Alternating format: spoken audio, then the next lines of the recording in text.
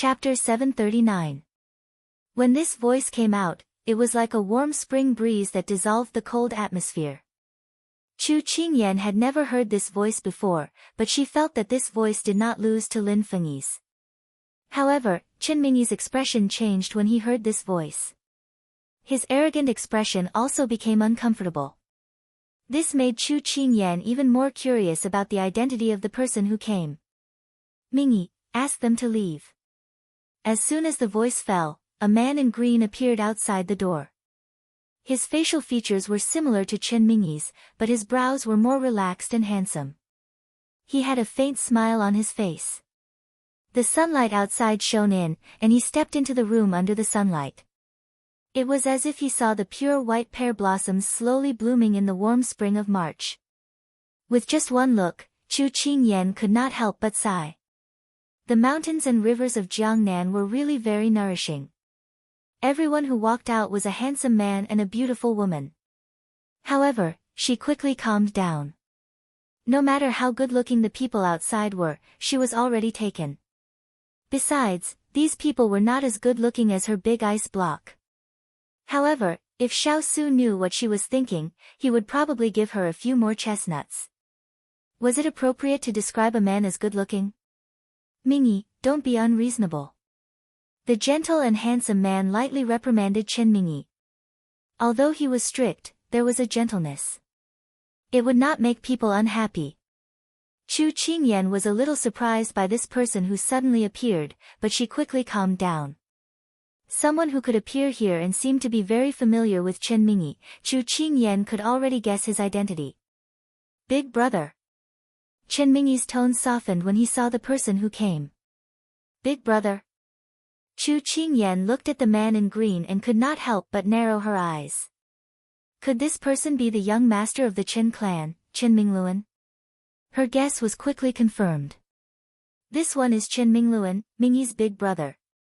Mingyi is young and impetuous. Young Master Chu is a magnanimous person. If he offended you just now, please forgive him. Qin Mingluan cupped his hands and said apologetically. His words and actions were perfect, and no one could find fault with him. Chu Qingyan raised her eyebrows. You have said all the good and bad things. What else can I say? Sure enough, the words of people who walked in the business world were impeccable. Great young Master Qin, you are exaggerating. I am not an unreasonable person.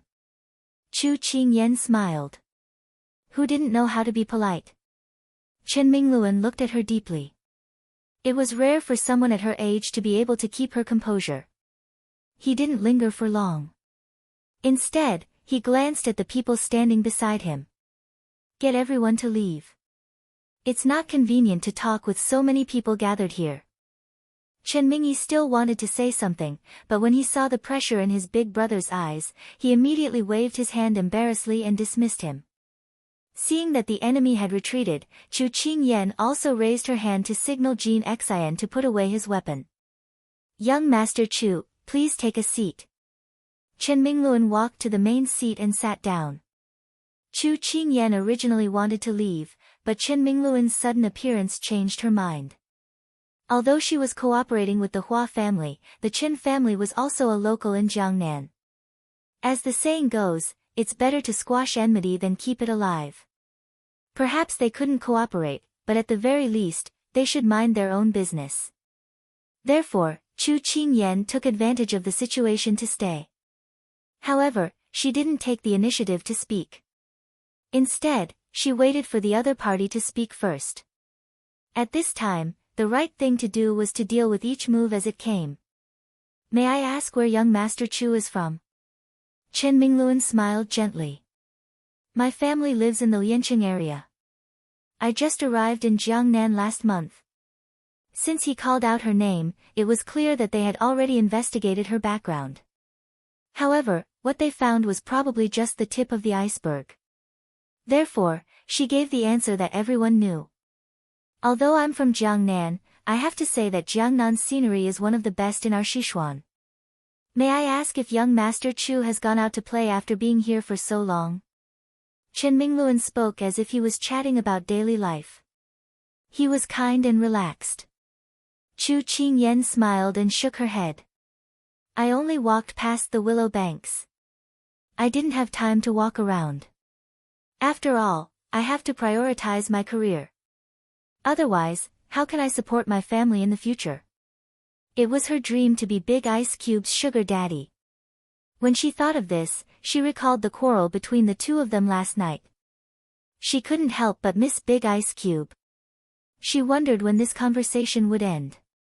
Chen Mingluan didn't expect to find out anything from her, but he could see that she was absent-minded.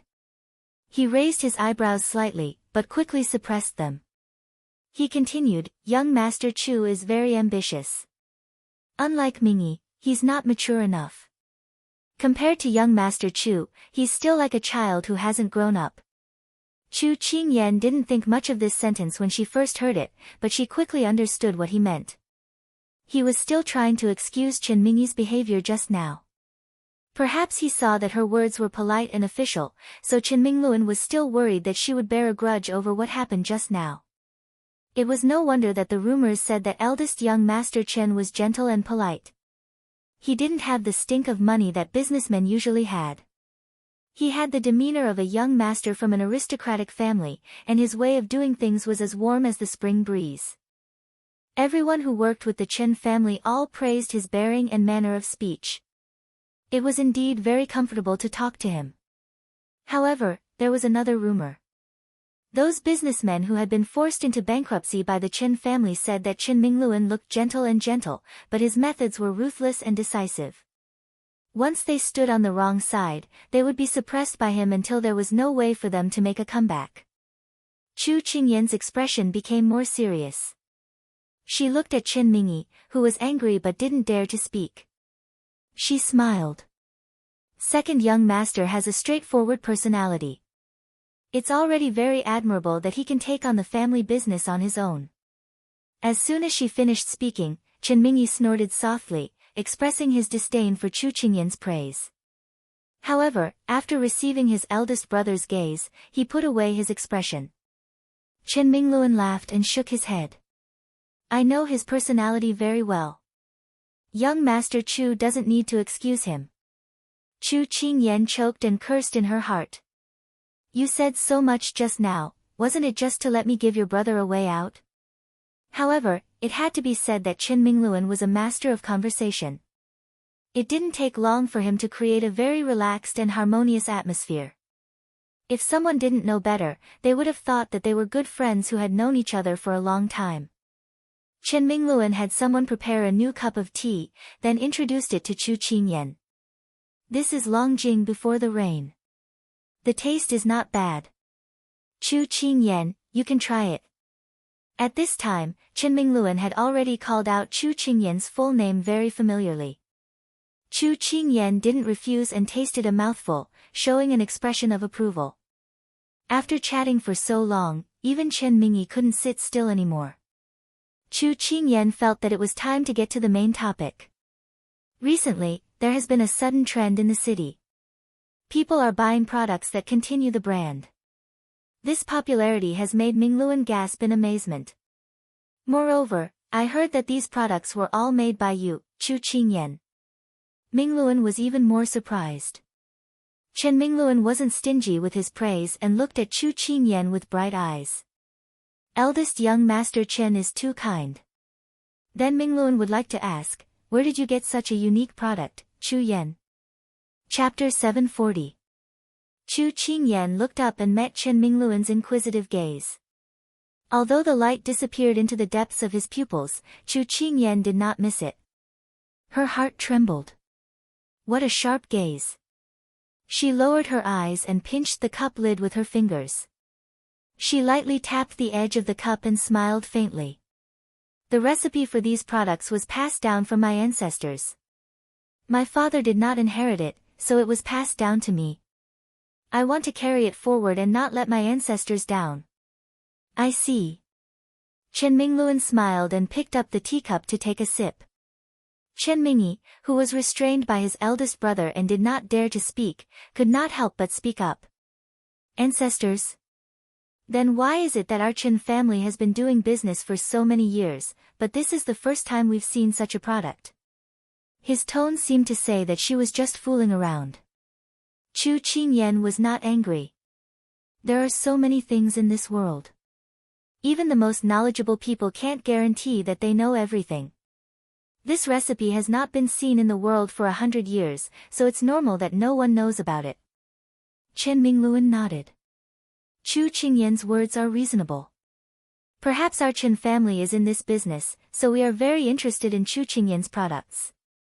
Chu Qingyan smiled but did not say anything. Seeing that Chu Qingyan did not respond, Chen Mingluan's gaze turned cold. Only then did he regain his warm expression. Chu Qingyan, you said that you want to make a name for yourself in Jiangnan. I believe that you have the ability.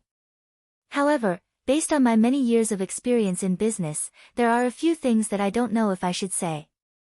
Seeing the awkward expression on Chen Mingluan's face, Chu Qingyan sneered in her heart. Even if I don't let you say it, you will think of ways to beat around the bush. I might as well let you say it out loud so that I don't have to beat around the bush with you. Eldest young master, you are more experienced than me. Please advise me. Chen Mingluan pondered for a moment before saying, your product has never been seen or heard of in Jiangnan, but as soon as it went on the market, it caused people of all ages to scramble to buy it. That's enough to show how great its potential is. In time, it will definitely be able to gain a firm foothold in Jiangnan, but, eldest young master, there's no harm in speaking your mind. Chu Qingyan smiled. After being in business for so many years, I've concluded that there are a few key points to success. The first is strength, the second is opportunity, and the last is a partner. Now that you've met the first two requirements, let's talk about the last one. Chen Mingluan glanced at Chu Qingyan and saw that she had a serious expression on her face. He raised his eyebrows and continued, in Jiangnan, the top three in the rouge and face powder industry are the Wu family, the Zhao family, and our Chen family. We have the most reliable supply channels and many years of experience. Although the Hua family has an unshakable position in Jiangnan, they have only begun to explore this industry in recent years. Their ability is still lacking. When I learned that Chu Qingyan was working with the Hua family, I was very surprised. Later, when I learned that you had just arrived in Jiangnan, I guessed that you were unfamiliar with Jiangnan's business and made such a decision. Now that you've just begun to try it out, why don't you choose a strong alliance? Chen Mingluan's smile was warm and bright, as if he was saying that the tea was good, but his words were sowing discord between her and the Hua family. He was even offering an olive branch. Chu Qingyan pursed her lips. The meaning of this person's words was almost the same as Chen Mingyi's, but they were more pleasing to the ear and less annoying. To be honest, if it weren't for her strong willpower, she was afraid that she would have changed sides as he attacked step by step. It wasn't because she was moved by the strong alliance, but because this person spoke gently and had an unguarded smile. He was very easy to convince. She could finally understand the evaluation of him in the rumors. Eldest young Master Chen's words are very reasonable, but this one has already promised young Master Hua's family. I really can't do such a treacherous thing.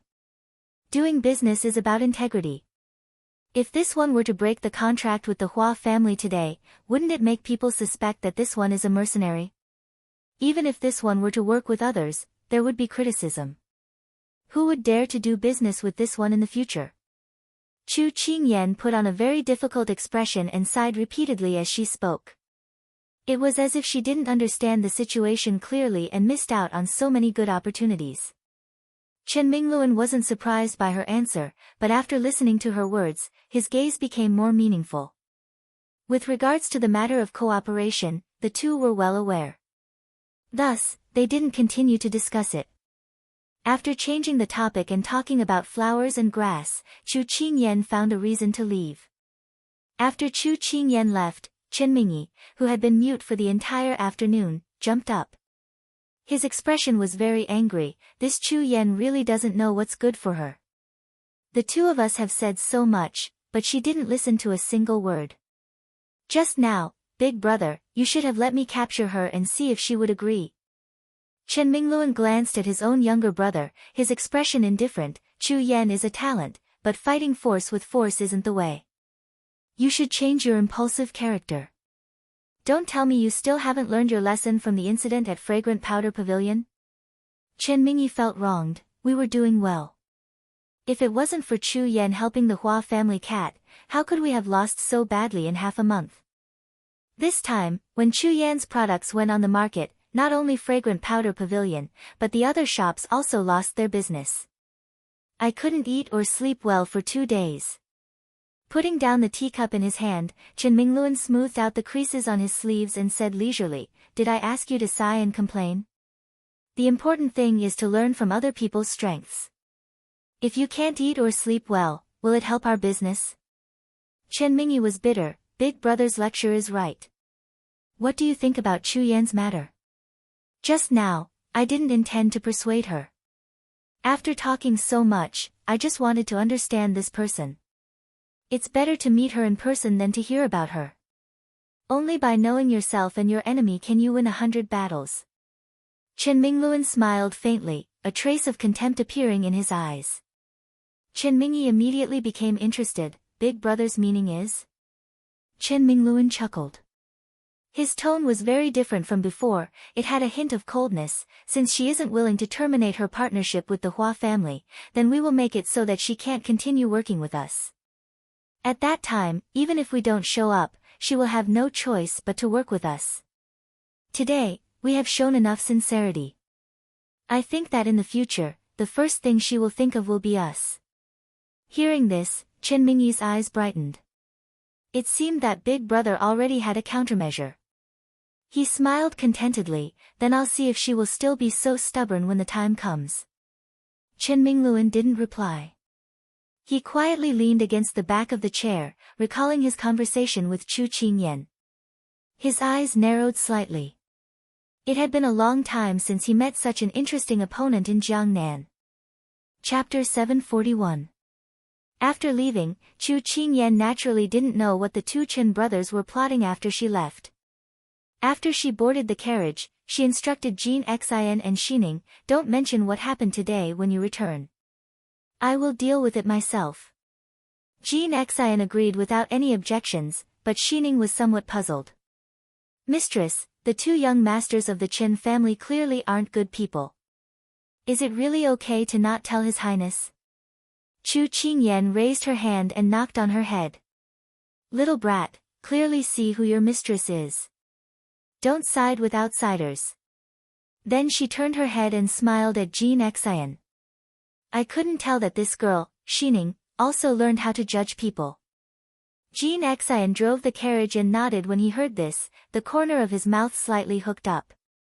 At this time, Xining covered her forehead and muttered, "Sooner or later, you will become a family with His Highness. This servant isn't siding with outsiders." Chu Qingyan's face heated up. She closed her eyes and leaned against the wall of the carriage, not preparing to pay attention to this girl who had completely turned away. After instructing Jin Xian and Xining, Chu Qingyan was no longer worried about the hidden Shaolai cavalry. These people originally belonged to the Shaolai cavalry in Jiangnan. After they followed her, they became her personal guards. Although they still belonged to the Shaolai cavalry, their immediate superior was already her, so they only needed to listen to her orders. Seeing that her mistress was ignoring her, Xining went to find her allies. She poked Jin Xian's back and asked with a puzzled expression, "Why doesn't mistress tell His Highness anything?" Jin Xian pulled on the reins and replied, "Because mistress doesn't want to rely on His Highness's power. She wants to be independent." "I see." Xining was somewhat annoyed that she didn't even see through her mistress's thoughts. At this time, Jin Xian added, "In the future, don't casually poke a man's back." Oh.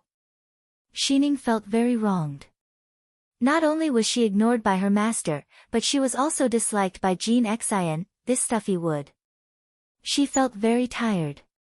However, no one noticed that there were several giant eagles circling in the blue sky. Their sharp eyes were looking down, and no one knew what they were looking for. After returning to the residence, Chu Qingyan originally wanted to find Xiao Su, but when she heard that he was not in the residence, she gave up. At this time, the housekeeper came up to report that First Master Chu and his wife had moved into the residence today. Chu Qingyan was very happy to hear this. She turned around and walked towards her parents' courtyard. Because the decision to move a few days ago was made at the last minute, Daddy said that he hadn't had enough fun with Jean Ling, so he decided not to move for now. Unexpectedly, they came a few days later. When Chu Qingyan arrived at the courtyard, there was no trace of her father. She only saw her mother sewing clothes with a needle and thread basket. "Mother, you're here." Chu Qingyan threw herself at her mother the moment she entered the door. Her daughter's actions frightened Mother Chu so much that she immediately removed the needle and thread. Otherwise, it would be terrible if she accidentally pricked her precious daughter. "How old are you? Why are you still so noisy?" Mother Chu patted her daughter who was clinging to her shoulder and scolded her. Chu Qingyan chuckled. "Mother, haven't you heard of this saying? No matter how old a child is, they will always be a child in front of their parents." Mother Chu was very pleased to hear this. "Mother, what are you doing?" After a while, Chu Qingyan leaned on the table and watched her mother pick up the basket again and start sewing. She couldn't help but be curious. "I'm making clothes for you and your father for summer." Mother Chu lowered her head and answered as she threaded the needle. "Isn't it still spring? There are still 2 months to summer." Chu Qingyan casually took a fruit from the side and took a bite. Mother Chu glanced at the pear in her hand and shook her head. "You should prepare as soon as possible. Otherwise, it will be too late when it really comes." Chu Qingyan nodded. She knew how to prepare for a rainy day. At this moment, Mother Chu seemed to have thought of something. She looked up at her and asked seriously, "Oh right, Kai, have you never made clothes for His Highness before?" This question almost made Chu Qingyan choke on the pear. After swallowing the fruit, she replied somewhat guiltily, "Why should I make clothes for him? There are old servants in the manor, so I can just leave it to them. Moreover, the clothes he wears are very exquisite, so there are usually specialized people in charge of them." At this point, Chu Qingyan suddenly remembered that Cheng Yi, who was in charge of these things, was no longer around. She couldn't help but stop talking. Moreover, she once wanted to call over Huang Yi, and the others who were in charge of Big Ice Cube's daily life, but Big Ice Cube had been suppressed. Thinking about it this way, she realized that Big Ice Cube seemed to have been self-reliant for several years. Mother Chu didn't notice her absent-mindedness and said with a reproachful look, "Although His Highness indulges you, no matter what, you will be in charge of all of His Highness's daily life after you enter the prince's estate. You haven't made clothes, shoes, and socks for His Highness before, so you should learn to make a little now." Chu Qingyan blinked. She wanted her hand, which could hold a sword and an abacus, to hold a needle. Mother Chu couldn't help but smile at her daughter's dazed look. "Mother knows what you're thinking, so I'm not asking you to take over all of His Highness's daily clothes.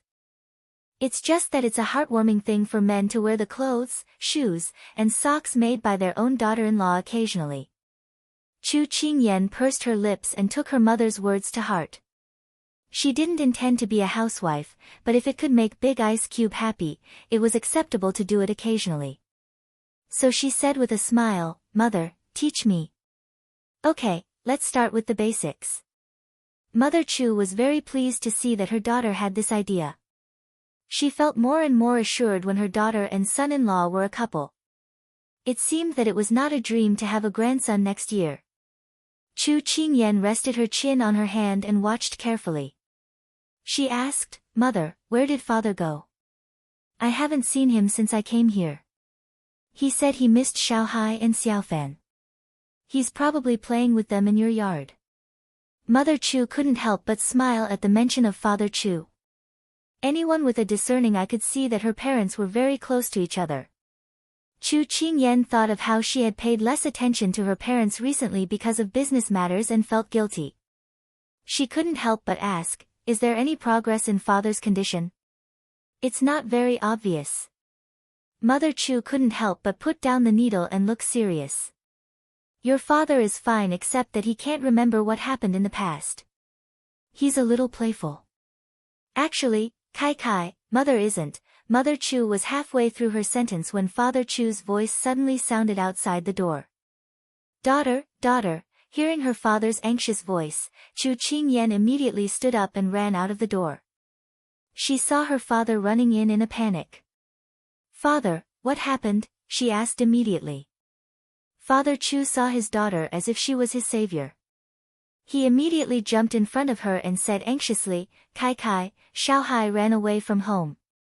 What? Chu Qingyan frowned. Not only Xiaohai, but Xiaofan and the 3 kids also followed him. They're all gone now. Father Chu was so agitated that he couldn't speak coherently. Chapter 742. Are they all gone? Chu Qingyan felt a headache coming on, but her father couldn't explain it clearly. Chu Qingyan immediately summoned Xiao Lai-chi, who was in charge of looking after the birds. In fact, there was no need for her to summon him. Su Er had already found them and explained the whole story in a few words. It turned out that the gerfalcons had been planning to sneak away for a long time, but because there were too many people watching over them in the bank, they didn't make a move.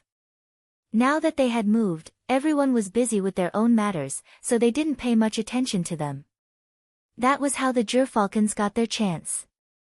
2 hours ago, the gerfalcon had already escaped while no one was paying attention. When Chu Qingyan's father, who was playing with Little Annoyance, ran to the side room to check on the gerfalcon, it was already gone. At this time, Little Annoyance took the other birds and ran around the birdcage in the side room. It was so fast that no one could stop it. Chu Qingyan touched her forehead. The gerfalcon had not recovered from its serious injury, but it dared to run away from home. If it had recovered from its injury, she would have let it go. Unfortunately, it ran away with Little Annoyance and the others. Chu Qingyan looked at her father's face as if he had been abandoned by the whole world. She couldn't bear it, so she pulled her father's hand and comforted him. This daughter will take people to find them for you. No, father will go with you. Chu Qingyan's father said firmly. Seeing her father so persistent, she didn't object. After saying goodbye to her mother, she told the servants to wait for His Highness to come back and let him know. Then, she counted the number of people and quickly walked out of the house. Su Shiba, who had received the news earlier, had already sent people to search ahead. At this time, one of them came back to the door and reported, Master, our people saw the gerfalcon in the mountains in the east. Okay, we will go there. Chu Qingyan was about to go, but when she saw that Su Shiba still had something to say, she couldn't help but wait patiently. Master, our people just met several hunters on the road. The gerfalcon was injured, and I am afraid that the situation is not good. After hearing Xiao Lai's report, Father Chu became even more anxious. Chu Qingyan's expression became serious. Gerfalcons were big and had outstanding looks. It would be bad if they were targeted by hunters. This time, she didn't dare to delay and immediately led people to search. The group of people rode on horses for an hour before they saw the forest in the distance. Chu Qingyan only remembered that Jiangnan's picturesque scenery had more than just the water, there were also green mountains. She had seen so many buildings in the past month that she had almost forgotten that Jiangnan's most famous feature was its mountain range. However, this wasn't the time to appreciate the beautiful scenery. Looking at such a large forest, Chu Qingyan was in a dilemma. The mountains and seas were vast and boundless. How could she find it? Su Qi, who had been waiting in front of the forest, immediately came forward to join her. Master, Su Yi, and the others have already split into 3 groups. Chu Qingyan nodded and then said to the people behind her, you guys divide into 5 teams and go into search. Su Qi, you go back to the mansion to recruit more people. Father, you just stay with me. If there's anything, just contact me with signal fireworks. No one had any objections and split up. Chu Qingyan was followed by Su San, Su Si, Jean Xian, and her father. She quickly got off the horse and was about to lead people forward, but she saw her father standing in the same place. She didn't know what he was thinking, so she tried to call out to him. Chu Qingyan's father came back to his senses and looked at his daughter with some brilliance in his eyes. Daughter, this scene seems familiar. Father seems to have experienced it before. There's the light of swords and the sound of gongs and drums. It's so noisy, so chaotic. Chu Qingyan raised her eyebrows slightly. Could it be that her father remembered the things that happened on the battlefield? At this time, Chu Qingyan's father jumped off the horse. He was very nervous, as if the light in his eyes was just a momentary blur. He said eagerly, Kai Kai, don't just stand there. Let's go find Xiao Hai and the others. Hearing this, Chu Qingyan couldn't help but smile. For now, it was better to do business. Let's go. The 5 people immediately stepped into the forest. Although it was already afternoon, as soon as they entered the forest, the sun seemed to be blocked out, and the cold air rushed to their bodies. After searching for nearly 2 hours, they still didn't see any trace of the animals. Su San rubbed his nose and said, Master, the mountain is not far ahead. It's already evening. If we continue to go deeper, we won't be able to come out until nightfall. There are many ferocious beasts in the deep mountains. This subordinate thinks that you and Master Chu should go back first. Leave the rest to us to find. Chu Qingyan's eyes were locked on the dark distance. She shook her head and said, the gerfalcon has not recovered from its serious injuries. The cold air in the deep mountains will worsen its injuries. We must find it as soon as possible. Moreover, there are many fierce beasts. Xiaowan and the others are afraid that something bad will happen to them. So, the more people we have, the better. Although Su San and Su Si were eager to protect their master, when they heard their master's words, they could only obey. Chu Qingyan turned around and wanted to say something to her father, but he beat her to it. Father will go with you. The more people we have, the better. Father Chu said and walked ahead, not giving his daughter a chance to regret. Chu Qingyan smiled. She already knew that her father wouldn't go back obediently. She just wanted him to be careful when he went in. The group walked into the depths of the forest. Because the place was too big and the trees were too dim, Chu Qingyan and the others lit torches. But because of this light, it attracted danger. When the ground started to tremble, Chu Qingyan already had a bad premonition. When a brown bear that was as tall as 2 people and drooling appeared in front of her, she couldn't help but twitch her mouth. She had always wanted to go to the zoo to see the grizzly bear. She didn't expect that her dream would come true here. But the baby didn't want to see it at this time. Obviously, the dazzling light of the fire stimulated the wild bear. Although it looked clumsy, its movements were not slow. It took a step forward and attacked Chu Qingyan and the others. Chu Qingyan immediately retreated with her father. Su San and Su Si pulled out their weapons and blocked in front of the wild bear, waving their swords to cut it. The wild bear had a strong body, and its bulging shoulders and back were strong. With a wave of its arms, Su San's weapon was knocked away. Su Si's long sword was grabbed by the wild bear and broken. Su San threw a punch at the wild bear's chest, but he was shocked and took 2 steps back. Su Si wanted to throw away his broken sword and fight with his bare hands. But in front of the wild bear, which was no weaker than a tiger, the 2 of them couldn't gain any advantage. Chu Qingyan saw that Su San and Su Si's clothes had been scratched by the wild bear, and blood stains were visible. They were also a little weak. She couldn't help but say a few words to her father and joined in the fight. With one more helper, the situation changed. But the wild bear was obviously used to being a tyrant in the forest. It was suddenly irritated, and its thick blunt claws slammed in the direction of Chu Qingyan. Chu Qingyan immediately raised her hand to block, but the wild bear's forearm was very strong.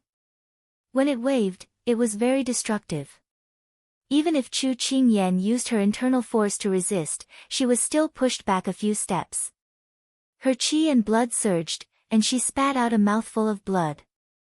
Chapter 743. Chu Qingyan's vomiting of blood immediately shocked the 3 of them. Su San and Su Si quickly moved closer to their master, surrounding her to protect her from the wild bear's attack. Kai Kai, are you okay? If we can't beat it, let's run. Chu Qian's father was anxious, but due to his daughter's previous warning, he didn't dare to leave the circle she had drawn for him. Chu Qingyan heard his words and waved to her father, indicating that she was okay, but this delay allowed the wild bear to attack again. Although the wild bear was heavy, it was very fast. Su San and Su Si managed to block its claws, but they didn't expect its round head to slam into them. The two of them were knocked to the ground because they weren't prepared for it. Seeing that Su San and Su Si were injured, Chu Qingyan took a deep breath, stabilized her breath, and then held it, seriously recalling the information about grizzly bears in her mind. This adult wild bear wasn't something that could be subdued by ordinary people. Facing it head-on wasn't the way, it had to be outsmarted. Very quickly, she thought of something. Su San, Su Si, don't stand up. Chu Qingyan stopped the two of them from confronting it head-on, then motioned them to bend down and whispered, "The weakness of the wild bear is its poor eyesight, don't appear in its sight." Under Chu Qingyan's command, the two of them had already obeyed, and Chu Qian's father immediately squatted down, his eyes looking at the wild bear. Sure enough, everyone's actions succeeded in making the wild bear's movements stagnate, but this was only a temporary delay. In the past, she had heard that if she met a bear in the mountains, all she had to do was to lie down and pretend to be dead because bears would not touch dead things. However, Chu Qingyan had also heard that bears had thorns on their tongues. If she was careless and was licked by a bear, it was very likely that the bear would lick her skin and flesh off. Therefore, it was better to be safe than sorry. She had to think of another plan. At this time, because the few people who were jumping in front of it suddenly disappeared, the wild bear sniffed around and quickly found the direction of Su San. Chu Qingyan's mind lit up when she saw this. Attack its nose, its eyesight isn't good, so it relies on its nose to distinguish. You guys focus on its nose. Su San and Su Si immediately nodded, and the direction of the attack also had a direction, all aimed at the wild bear's nose. The wild bear was also sensitive, aware that its weakness was being attacked, it also knew how to protect itself. After a few rounds, neither side gained any advantage.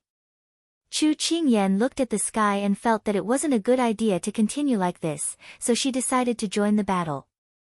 But at this time, a grape-sized stone flew towards the wild bear at lightning speed, and hit on its fragile nose. Seizing the opportunity when the wild bear was protecting its injured nose, Su San and Su Si pulled out the daggers tied to their thighs and quickly attacked the wild bear. The sharp blades stabbed into the thick and rough skin of the bear's arm. Then, with the unique technique of the fierce cavalry, the wild bear was quickly subdued. Chu Qingyan saw that the crisis was over, then turned to look at her father behind her. Seeing the wooden slingshot in his hand, she couldn't help but smile. "Father, thank you for your help, otherwise we would have been entangled with this wild bear for a long time." Father Chu laughed. "This wooden slingshot is really good to use, and it's very powerful. Later, I'll ask him to make you one to play with." At this time, Su Sen wiped the blood on his face, came over and reported, "Mistress, the wild bear is unconscious, and it won't wake up for at least an hour. What should we do next?"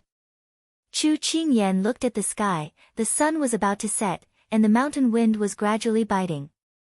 This was not a place to stay for long. The first wild bear appeared, and there was no guarantee that there would be a leopard or tiger later. The deep mountain forest was really not a good place to go. Just as Chu Qingyan was thinking, a rustling sound suddenly came from the distant trees, and it was particularly clear in the strange atmosphere of the whistling cold wind. Everyone immediately raised their vigilance. Su San and Su Si looked at each other and nodded. One of them stood in front of their mistress, and the other held a dagger and went forward to check. At this time, a white ball suddenly jumped out from the layers of leaves. Su Si was about to swing his dagger at it, but when he saw it clearly, he suddenly stopped. "Isn't this Xiaonuan's baby?" Su Si put away his dagger and was about to pick it up, but it nimbly dodged, and then rushed to his mistress like an arrow. Chu Qingyan did not expect to meet Snowflake Cake here. She reached out her hand, and Snowflake Cake jumped into her arms. Xiaonuan's 3 babies were not named by their father, so she casually named them according to their appearance. The oldest was called by Yutang, the second one was called Snowflake Cake, and the youngest one was called Glutinous Rice Ball. The one who ran back was the second one, Snowflake Cake. Snowflake Cake, why are you alone? Where are your mother and the others? Chu Qingyan hugged it and asked. After rubbing against its mistress, Snowflake Cake remembered its mission. It struggled to jump out of its mistress's arms, then bit the corner of her clothes and dragged it in the direction it came from. Chu Qingyan looked in the direction it was going, then lowered her head to look at Snowflake Cake. Are you taking me to find your mother and siblings? Snowflake Cake heard this and immediately let go of her sleeve, then howled to the sky. Chu Qingyan understood what it was trying to say. She nodded and smiled. I got it. Why does your voice sound like a wolf's howl? Quick, quick, lead the way. Snowflake Cake shook its white fur. I am a wolf. Mistress, you're just blind. Soon, Chu Qingyan and the others immediately followed behind Snowflake Cake and quickly ran inside. After rushing through the darkness, they soon saw a large light. Chu Qingyan frowned slightly. Is there someone in front? Just as she was wondering, the closer she got, the more she heard a mournful voice. The voice was familiar, so Chu Qingyan immediately sped up, past Snowflake Cake, and jumped into the fire. Chu Qingyan had expected many situations, but she had never thought that it would be like this. 5 or 6 people wearing animal clothes and holding long spears were confronting Xiaonuan and the others, and at their feet were the gerfalcons, who were chained, and Glutinous Rice Ball, who was locked in a cage. When Little Annoyance and Little Youngest saw her, they seemed to have found their backbone. They immediately leaned towards her and whimpered. Although Chu Qingyan could not understand what they were saying, she could roughly guess that they were complaining and expressing their feelings of grievance. Chu Qingyan reached out to comfort the 2 animals, then turned to the men who were looking at her vigilantly. Who are you? Why did you catch my 2 pets? Bai Yutang and the others also showed their teeth. Chapter 744. When the gerfalcon saw Chu Qingyan, a glimmer of hope flashed across its eyes, but when it heard the word pet, it immediately turned its head to the side. The dignified king of 10,000 eagles was called a captive pet. Where would he put his face? How could it command its subordinates in the future? Chu Qingyan was so focused on checking if they were injured that she didn't notice the gerfalcon's disdain. At this time, her eyes were on the men in animal skins with strange colors on their faces. She could feel the strong hostility emanating from them, as well as a murderous aura that could not be ignored. Your eagle. Ha, whether it's yours or not, we want this eagle and those snow wolves. One of the tall men said rudely, not paying any attention to Chu Qingyan at all. At this time, Su San, Su Si, and the others also arrived. When the 5 or 6 men in animal skins saw that there were more people, the sneer on their faces faded away and they looked at Chu Qingyan and the others warily.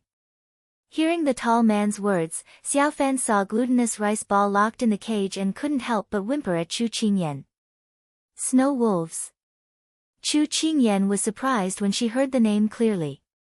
Coincidentally, Xiaofan whimpered at this time, confirming the tall man's words.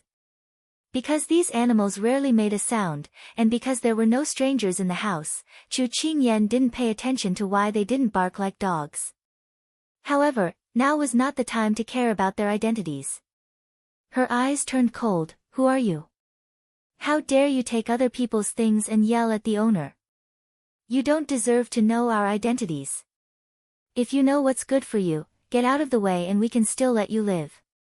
The tall man didn't pay attention to the jade-faced man in front of him at all, thinking that he was just a weak scholar who couldn't even truss up a chicken. Then let's see if you have the ability to take them away. Chu Qingyan's blood was boiling, and the injury she suffered just now was faintly acting up. She swallowed the blood foam, pulled out the software at her waist, and said to Xiaofan, "Protect my father." She knew that Little Annoyance understood her, so she turned around and ordered Su San and Su Si, "Go." The 3 of them held their weapons, not giving the beast-skinned men any time to react, and immediately attacked. The tall man and the others didn't expect them to be so stubborn. Their faces immediately darkened, and they waved their hands to order their 3 subordinates to block them. Although she didn't know where they came from, Chu Qingyan could feel that their martial arts were different from what she knew. When they first started to think about how to deal with it, it was difficult, but very quickly, they gained the upper hand. Xiao Laiqi's techniques were all killing techniques, and were different from flowery and impractical moves. The three of them were no match for him and retreated in defeat. Mr. Chu, Little Annoyance, and the others all stared unblinkingly at the battlefield with a hint of joy in their eyes.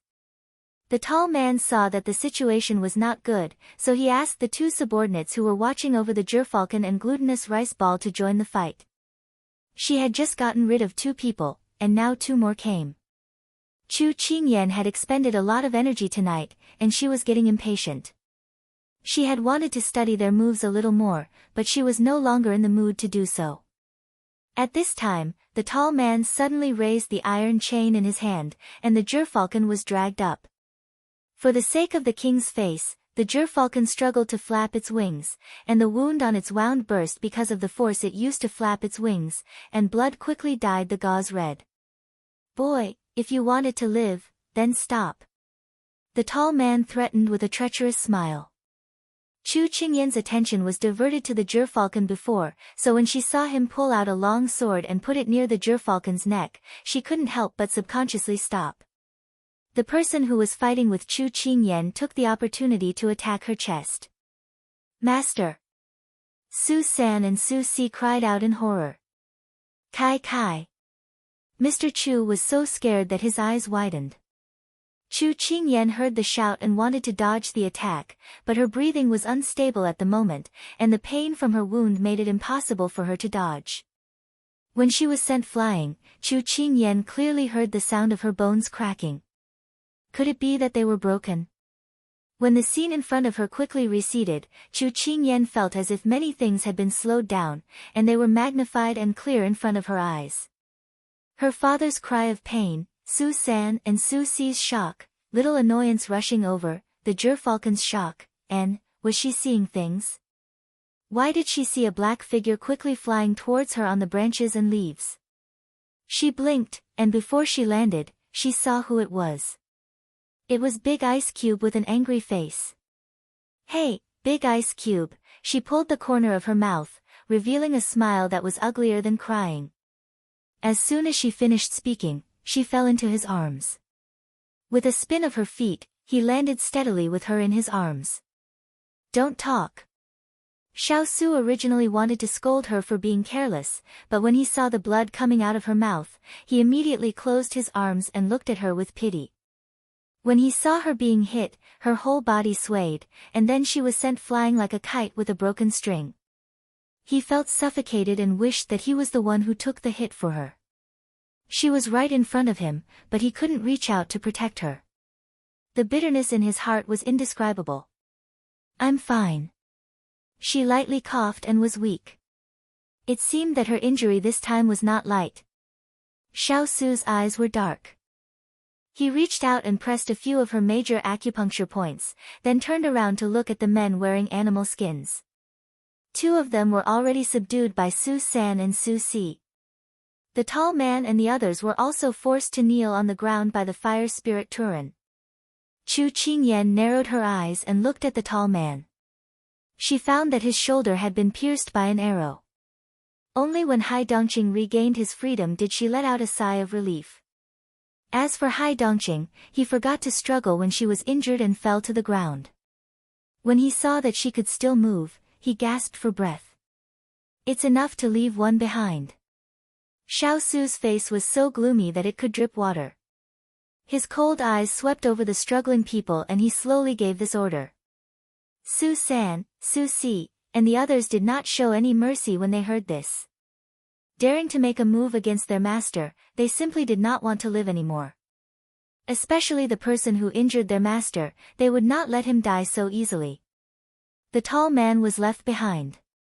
He quickly wanted to grab the knife on the ground and kill himself, but he was knocked down by the fire spirit. At this time, he narrowed his eyes and wanted to bite the poison in his teeth, but Turin saw through him. He reached out and grabbed his chin, removing the poison in his mouth. Seeing that he couldn't die, the tall man said in a hopeless manner, "Why don't you kill me with a knife? Give me a quick death." He only heard Xiao Su's iron-blooded smile, "You want to die? Sure, but it won't be that easy." Feeling the suffocating pressure, the tall man began to panic. He shouted at Xiao Su, "What are you doing? This person was not worth his time." Xiao Su directly handed him over to Huoling and the others to deal with. He felt that the person in his embrace was in a mess, so he immediately lowered his head to look at the person in his embrace, Ian. Chapter 745. Ian, Chu Qingyan could feel her strength leaving her body. If it weren't for Big Ice Cube holding her in his arms, she wouldn't have been able to stand. Hearing Big Ice Cube's worried voice, she forced out a smile. "I think I broke a bone, but I won't die." Xiao Su frowned when he heard her teasing him in a joking tone, trying to reassure him. How could he not hear the trembling in her voice? If it wasn't because of the pain, why would her lips be pale and her face be covered in sweat? "What? Do you still think it's glorious?" Xiao Su suppressed the undercurrent in his eyes and cooperated with her. Since she didn't want him to worry about her, he could still listen to her on this matter. Chu Qingyan knew she was in the wrong, so she didn't say anything else. She quickly looked at the gerfalcon and the others. At this time, Huoling and the others were already untying its chains. Seeing it on the verge of death, her heart ached. "Be careful not to touch its wound. Stop the bleeding first." Xiao Su coldly snorted. "You're still in the mood to care about it?" The gerfalcon felt Xiao Su's cold gaze and couldn't help but cover its face with its wings. Although it was the king of eagles, it couldn't help but lower its head in front of this person. When a king faced a king, there would always be one who was weaker. Chu Qingyan immediately hugged his arm and smiled obediently. Father Chu saw his daughter hugging his son-in-law and watched from the side. "Kai, let's go back quickly and let little Yama take a look at you." "It's okay, father. I got injured a lot when I practiced martial arts before." Chu Qingyan quickly comforted her father. Although Father Chu was worried, he could only nod. Xiao Su watched her frown with pain every time she spoke. Although he didn't say anything, his heart ached even more. He carried her and prepared to go back. Father Chu was relieved to hand his daughter over to his son-in-law. He quickly walked to the cage and saw that glutinous rice ball was fine. He let out a sigh of relief, then turned to glare at the gerfalcon and poked its little head. "Little Hai, how can you be so naughty? You hurt Kai. When you're better, you can go wherever you want, okay?" "Humph. I've raised you for nothing." Hai Dongqing wasn't someone who could be pointed at and scolded. He was about to retaliate, but the more he listened, the more guilty he felt. In the end, he could only lower his head and let Father Chu lecture him. This Sheng was truly aggrieved. Turin waited for Father Chu to finish reprimanding Hai Dongqing, then smiled and said, "Great Master Chu, if you continue to poke him, I'm afraid Hai Dongqing will regret it to death." Hearing this, Chu Qian's father finally stopped. He rolled his eyes at Hai Dongqing. After scolding him to his heart's content, he walked back valiantly. Little Annoyance and the others rolled their eyes at Hai Dongqing and then walked away arrogantly. The despised gerfalcon was covered in dust and its fur was stained with blood. It looked as miserable as it could get. It could only glare at these birds, but it didn't dare to say anything. Since when had it, the king of eagles, allowed to be ridden on its neck by these ants? This Sheng is really, if Chu Qingyan knew that Hai Dongqing had been referring to itself as the king of eagles, she would probably spit out a mouthful of blood. This guy is really too much. Just as everyone finished cleaning up the area and was about to head back, they heard an ear-piercing cry. They thought it was from the birds and beasts in the mountains, so they didn't pay it much attention. However, no one noticed that the listless gerfalcon's eyes suddenly widened. However, the sky was already dark, and the mountain wind was getting colder. If they didn't go out at night and attract the attention of the beasts, there would be another fierce battle. Just as Chu Qingyan was about to fall asleep due to exhaustion, she felt a gust of wind blow over. Her long hair fluttered in the wind, messily covering her face. She couldn't help but open her eyes. This wind was a bit abnormal, because it came from the sky. Not only that, but the cry was also getting more and more ear-piercing. It came from afar, covering the sky and the earth. Xiao Su stopped and turned to look at the sky. Everyone raised their heads and looked up vigilantly. They saw that the dark sky was suddenly covered by a large patch of black. It was as if dark clouds were pressing down on them, causing them to feel uncomfortable. However, these dark clouds were moving towards them at an extremely fast speed. This is a flock of birds? No, a flock of eagles. Everyone was stunned. They actually saw so many eagles in a place like Jiangnan. What kind of situation was this? It's the 10,000 eagles.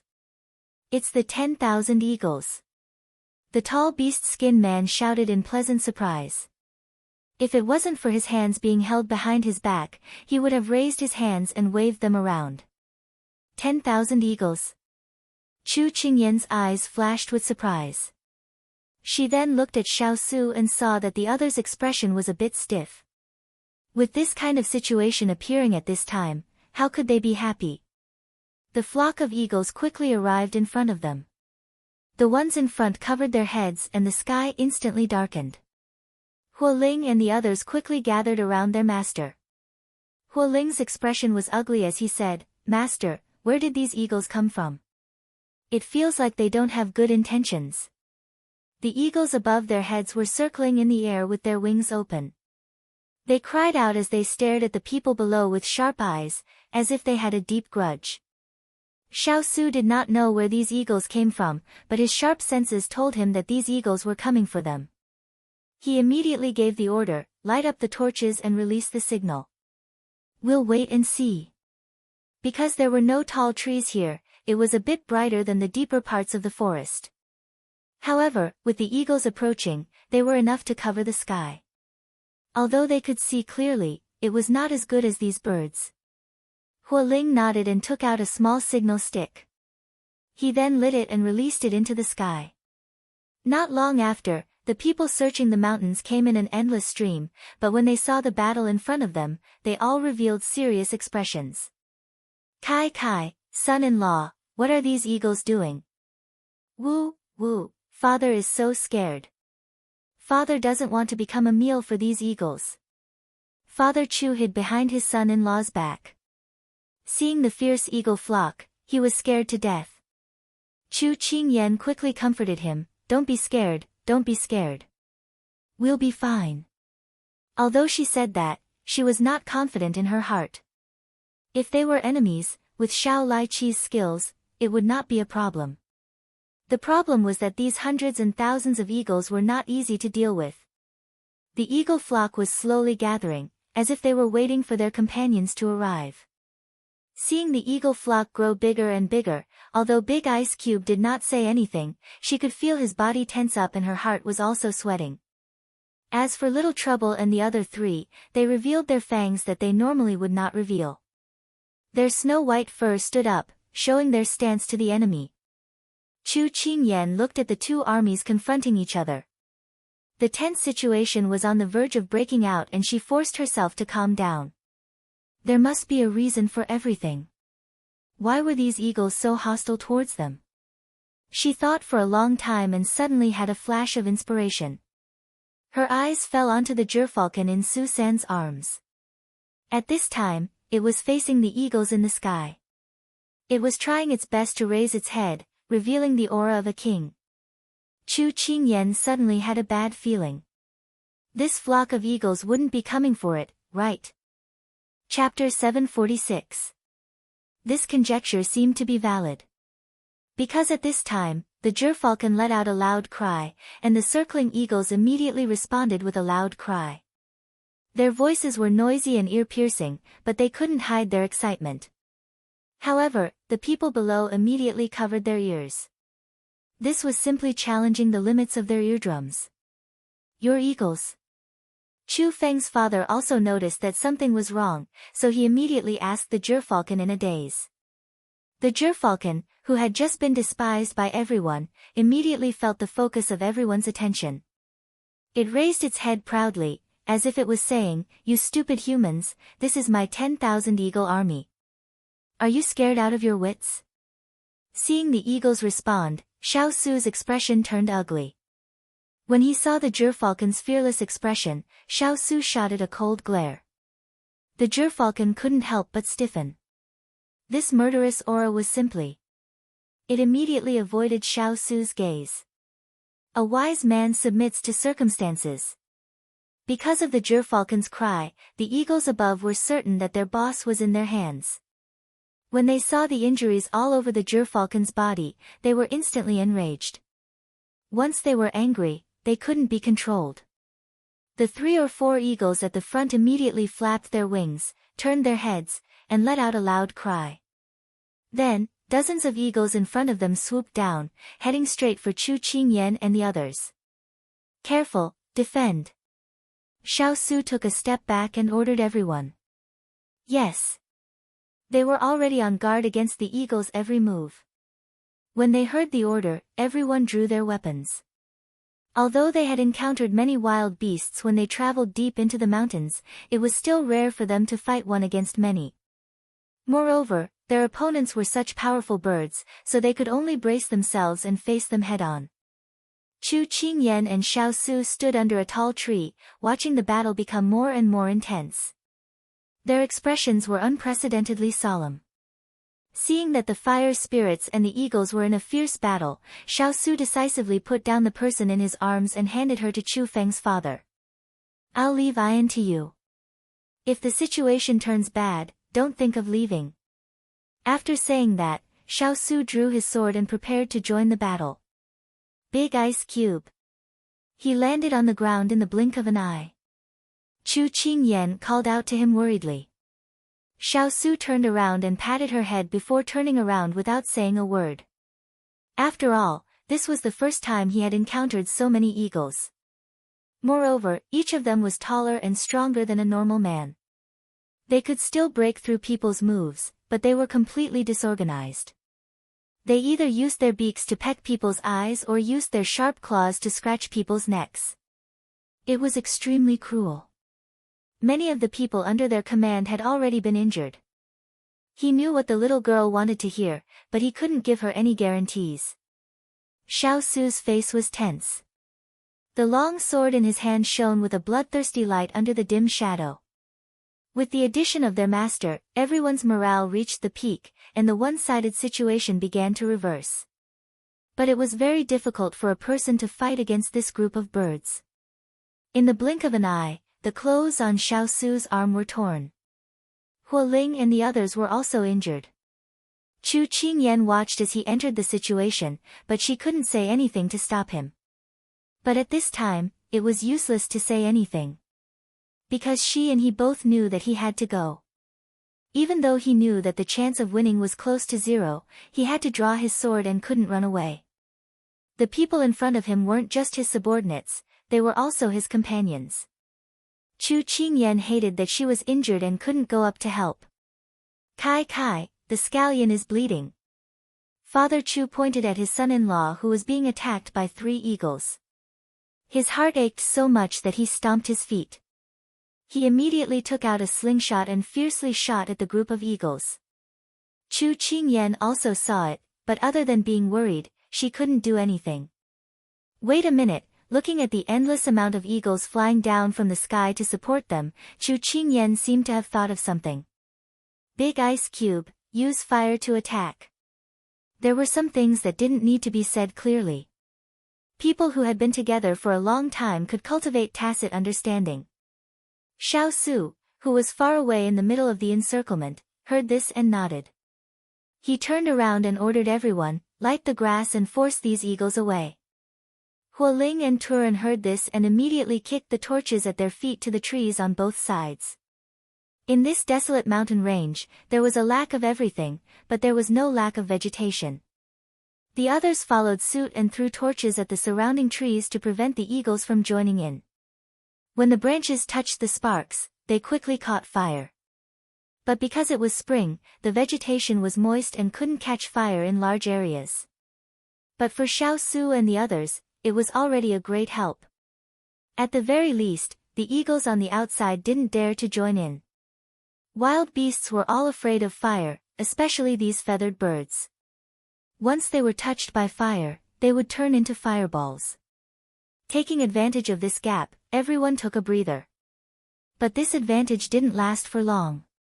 These eagles' fighting strength was too strong. Everyone had used up most of their energy, but they were still in a state of excitement. Chu Qingyan watched as the big ice cube's clothes were torn apart by the claws of the two eagles. Although he managed to block the attacks with his sword, she could still see traces of blood. Chu Qingyan couldn't hold herself back any longer. She picked up her weapon again and leaped behind him, helping him take on the next wave of attacks. Go back. Xiao Su turned around and saw her. He angrily roared at her. We'll share blessings and hardships together. She dodged the eagle's claws and wiped the corner of her mouth. She wiped away the blood that came from using her qi with a determined expression. Seeing her face of death, the words that he wanted to say to persuade her to go back were stuck in his throat. In the end, he frowned and said, "You're injured. You're also injured." Chu Qingyan wasn't willing to be outdone as she pouted at his bleeding arm. It was a pity that these words had no effect on him, so she gave up. While fighting, she once again said, "I just used my internal strength to heal myself. Other than my right hand not being able to use it, everything else is fine." It could be said that they were fighting a bloody battle.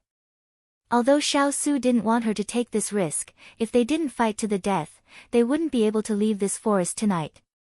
Not only could he not protect his own woman, he had to put her in danger. This made Xiao Su's face turn incomparably pale. But he could only have a cold face and vent his anger on these eagles. "Be careful," Xiao Su said through gritted teeth. "All right." Chu Qingyan smiled brightly. Then, she stood back to back with Jiang Yi as if they were enemies. "Two people in a group, go all out," Xiao Su ordered in a cold voice. When Hualing, Turan, and the others heard this, they immediately followed suit and stood back to back. This way, they wouldn't leave their backs open to the enemy. "We didn't lose on the battlefield and we didn't die in an assassination. We can't be defeated by these birds. Otherwise, if this spreads, where will our face go?" Hualing fiercely wiped the blood off his face and spat out a mouthful of saliva. "This kind of death is too humiliating, so we can't accept it." Turan narrowed his eyes and said, "A life and death struggle, a battle with their backs to the river." Chapter 747. Although they had already used all their strength, the situation had taken a turn for the worse. There was a great disparity in strength and the other side had many eagles. Chu Qingyan's group was clearly losing and more of their companions were getting injured. Hualing and the others were already in a killing frenzy. After Turan took care of an eagle, he turned around and loudly said, "Master, you and the little princess should leave first, otherwise it will be too late. Quickly.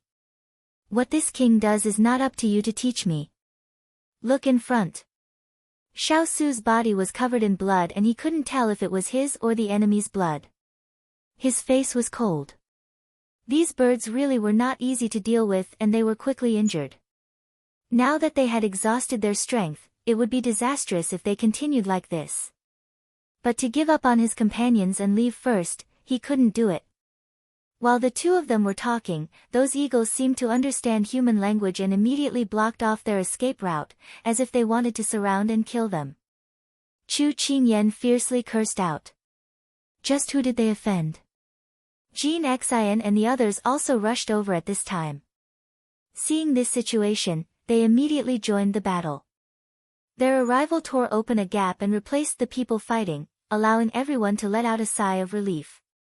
At this time, Father Chu saw that his daughter, son-in-law, and Hualing were all heavily injured and in a sorry state.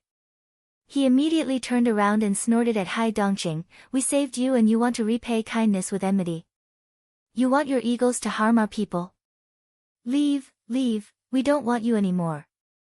Otherwise, I'll shoot you with a slingshot. Hai Dongqing had been watching the scene and seeing that everyone was injured, he couldn't help feeling a bit guilty. Hearing Father Chu's words, he felt a bit embarrassed. He did not stop the army from attacking Chu Qingyan's group because he wanted to teach these people a lesson. He wanted to see if they dared to lock him up and humiliate his prestige as the Eagle King. However, his subordinates seemed to think that he had been injured by them and were attacking Chu Qingyan and Xiao Su without any regard for their lives. Hai Dongqing suddenly felt that the situation was getting out of hand. Chu Qingyan was supported by Xiao Su as they walked over. The eagles that had attacked them earlier had been replaced by Jin Xian's men and were now resting. Tonight, Chu Qingyan was injured again and again. She leaned on Xiao Su and heard her father scolding Hai Dongqing. She couldn't help but find joy in her pain. Father, you've said so much to it. What if it doesn't understand you? Wouldn't you just be wasting your energy? She said this was just trying to alleviate the tense of the situation. However, the trembling gerfalcon raised its head and glared at her, indicating that it was not a lowly animal and could understand human language.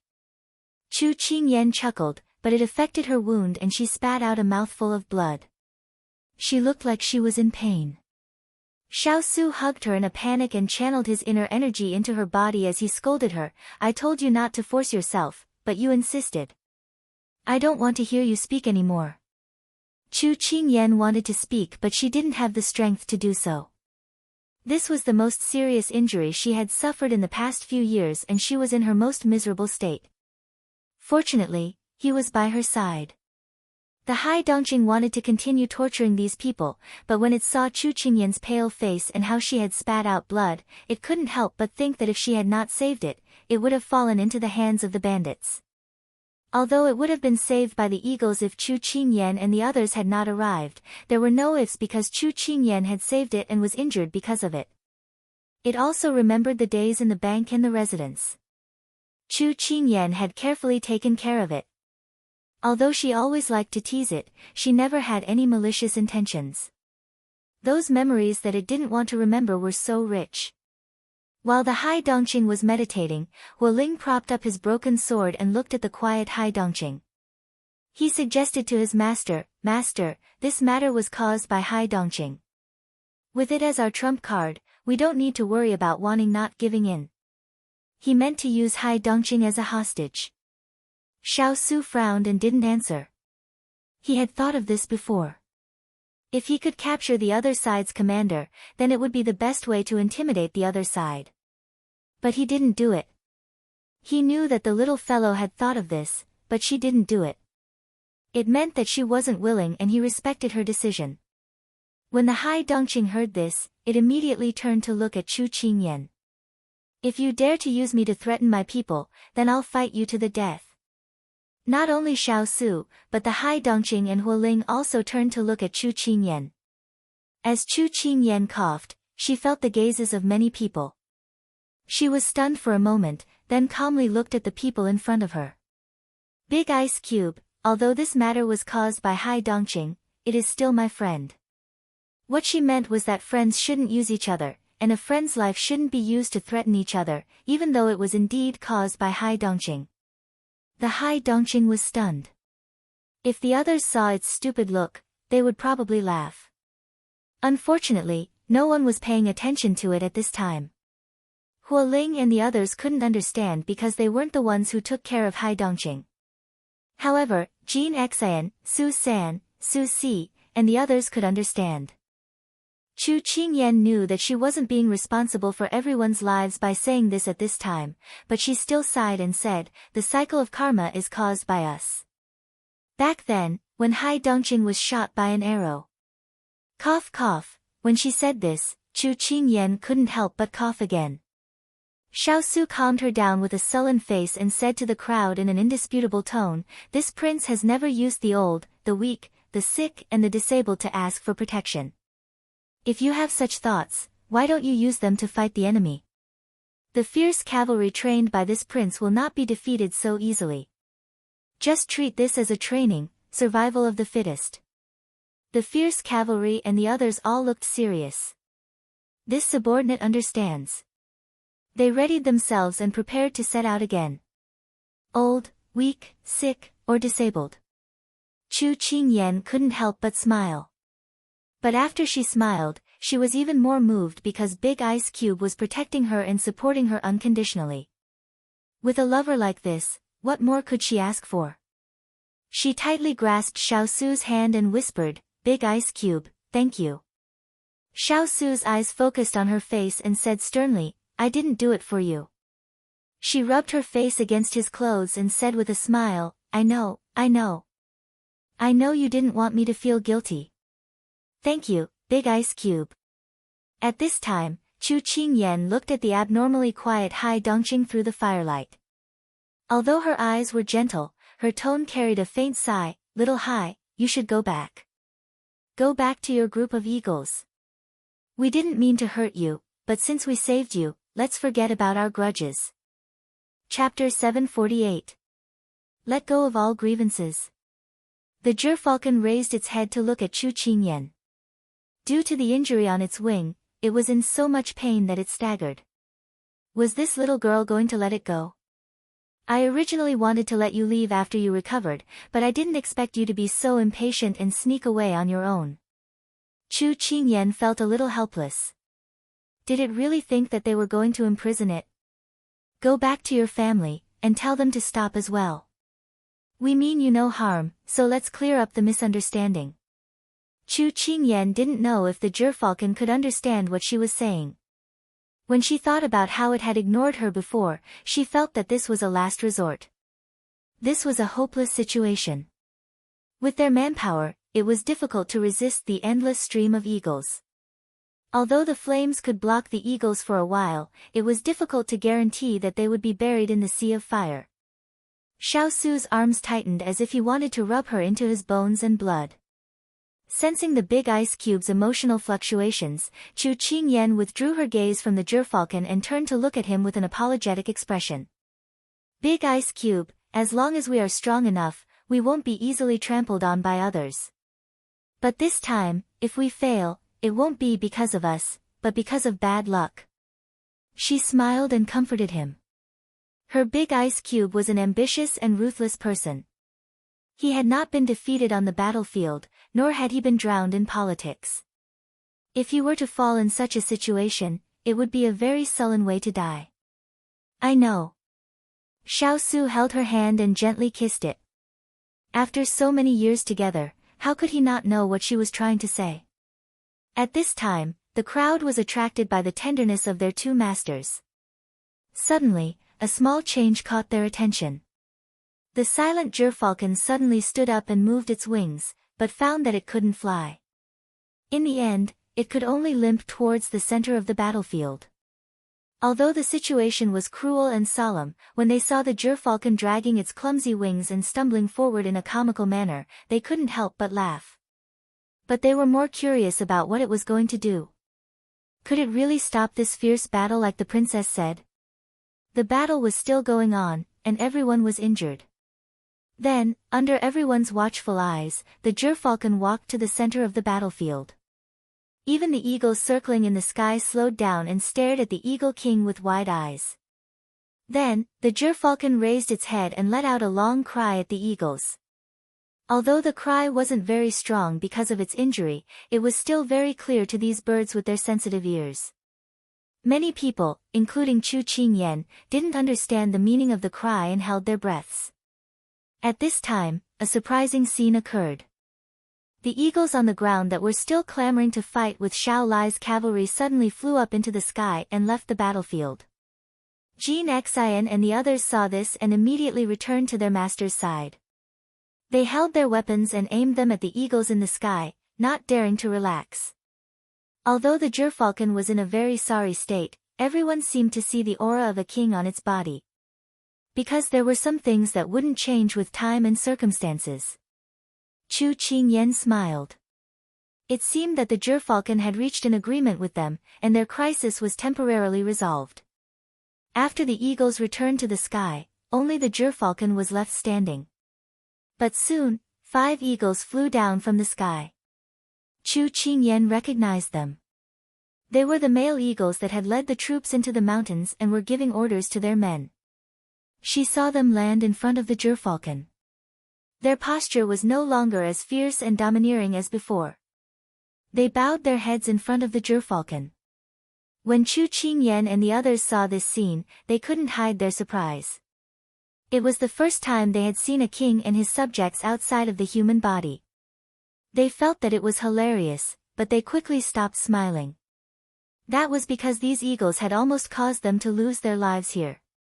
Therefore, the abilities of these eagles could not be underestimated. No one understood the language of the eagles, so when the gerfalcon and the eagles communicated, no one understood. The atmosphere was strangely quiet.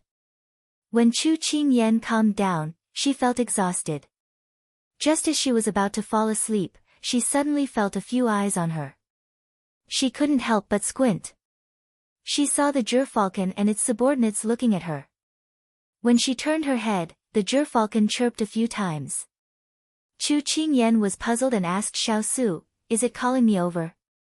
Xiao Su also didn't understand the language of the eagles, but it was as she guessed. "Do you want to go over?" Chu Qingyan and the gerfalcon's proud eyes met. She pondered for a moment before nodding. "Let's go take a look." "I'll go with you." Xiao Su nodded and carried her over to the gerfalcon. Huo Ling and the others wanted to follow, but they were stopped by a look from their master. They could only watch the scene with vigilance.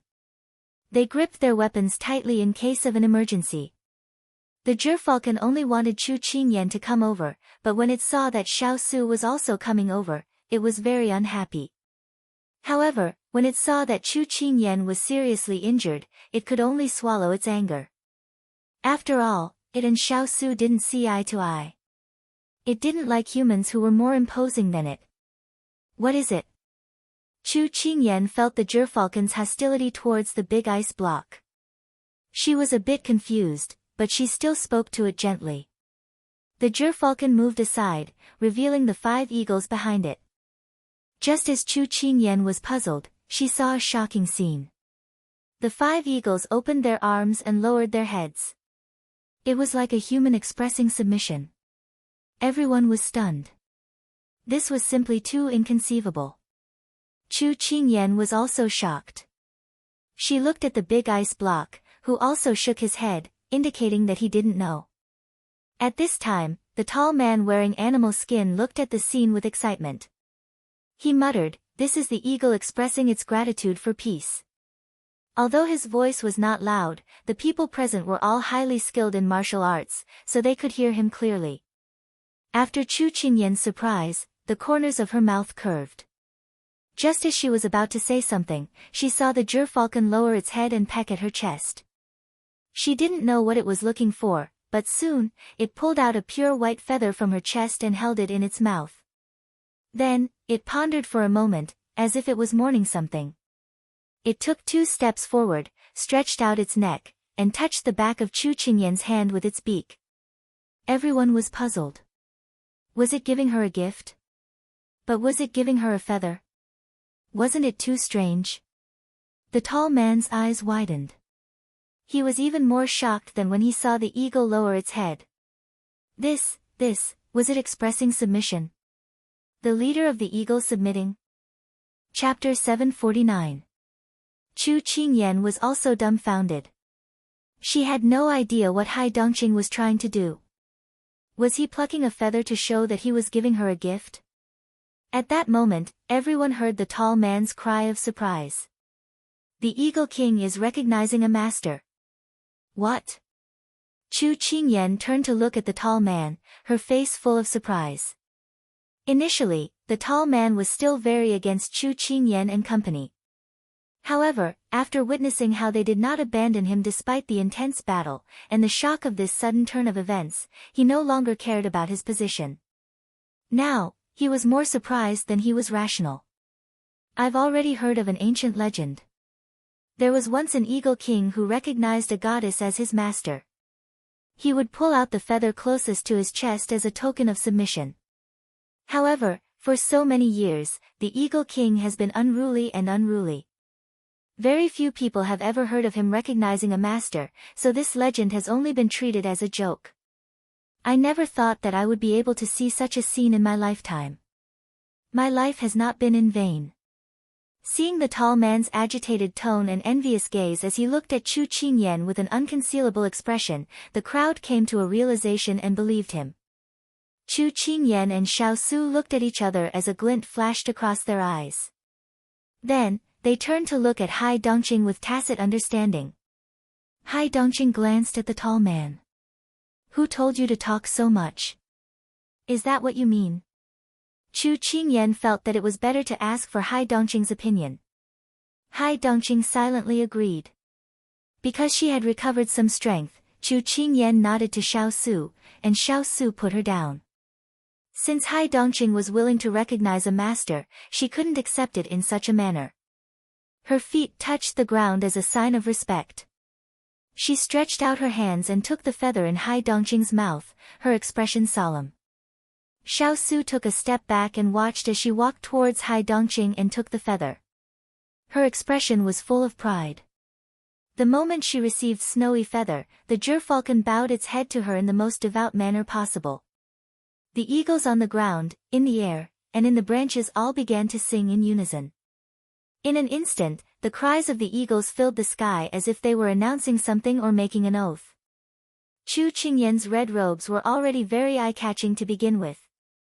Now that her red lips were burning, she looked even more enchanting and seductive in the midst of the flames, making it hard for anyone to look away. Xiao Su's gaze was filled with gentleness.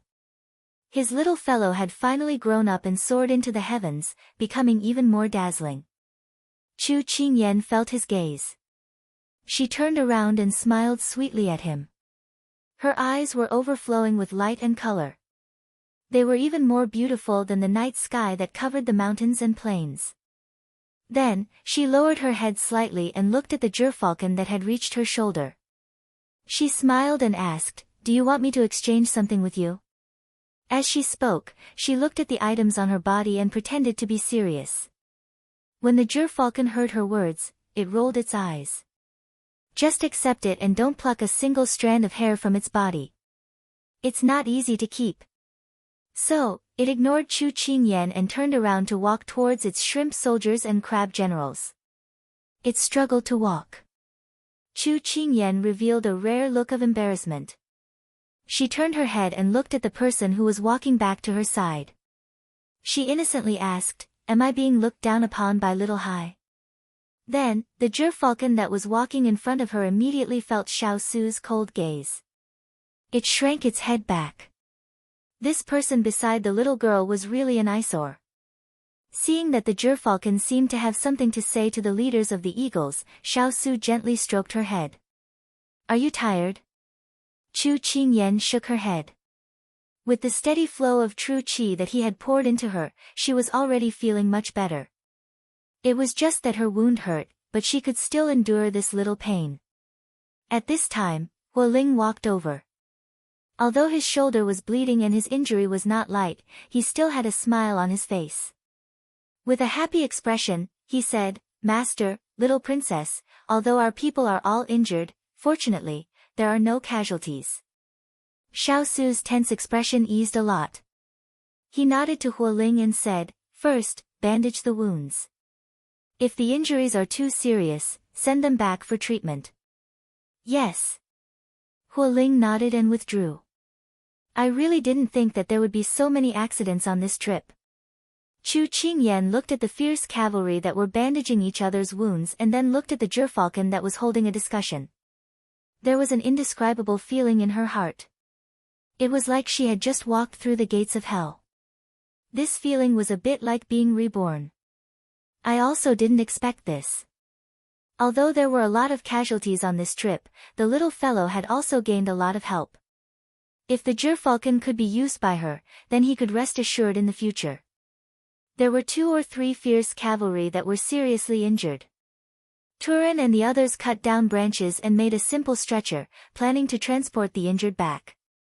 At this time, the gerfalcon and its confidants were done talking. Then, the The 3 eagles flew up into the sky and led the rest of the eagles in circling around the area a few times before leaving.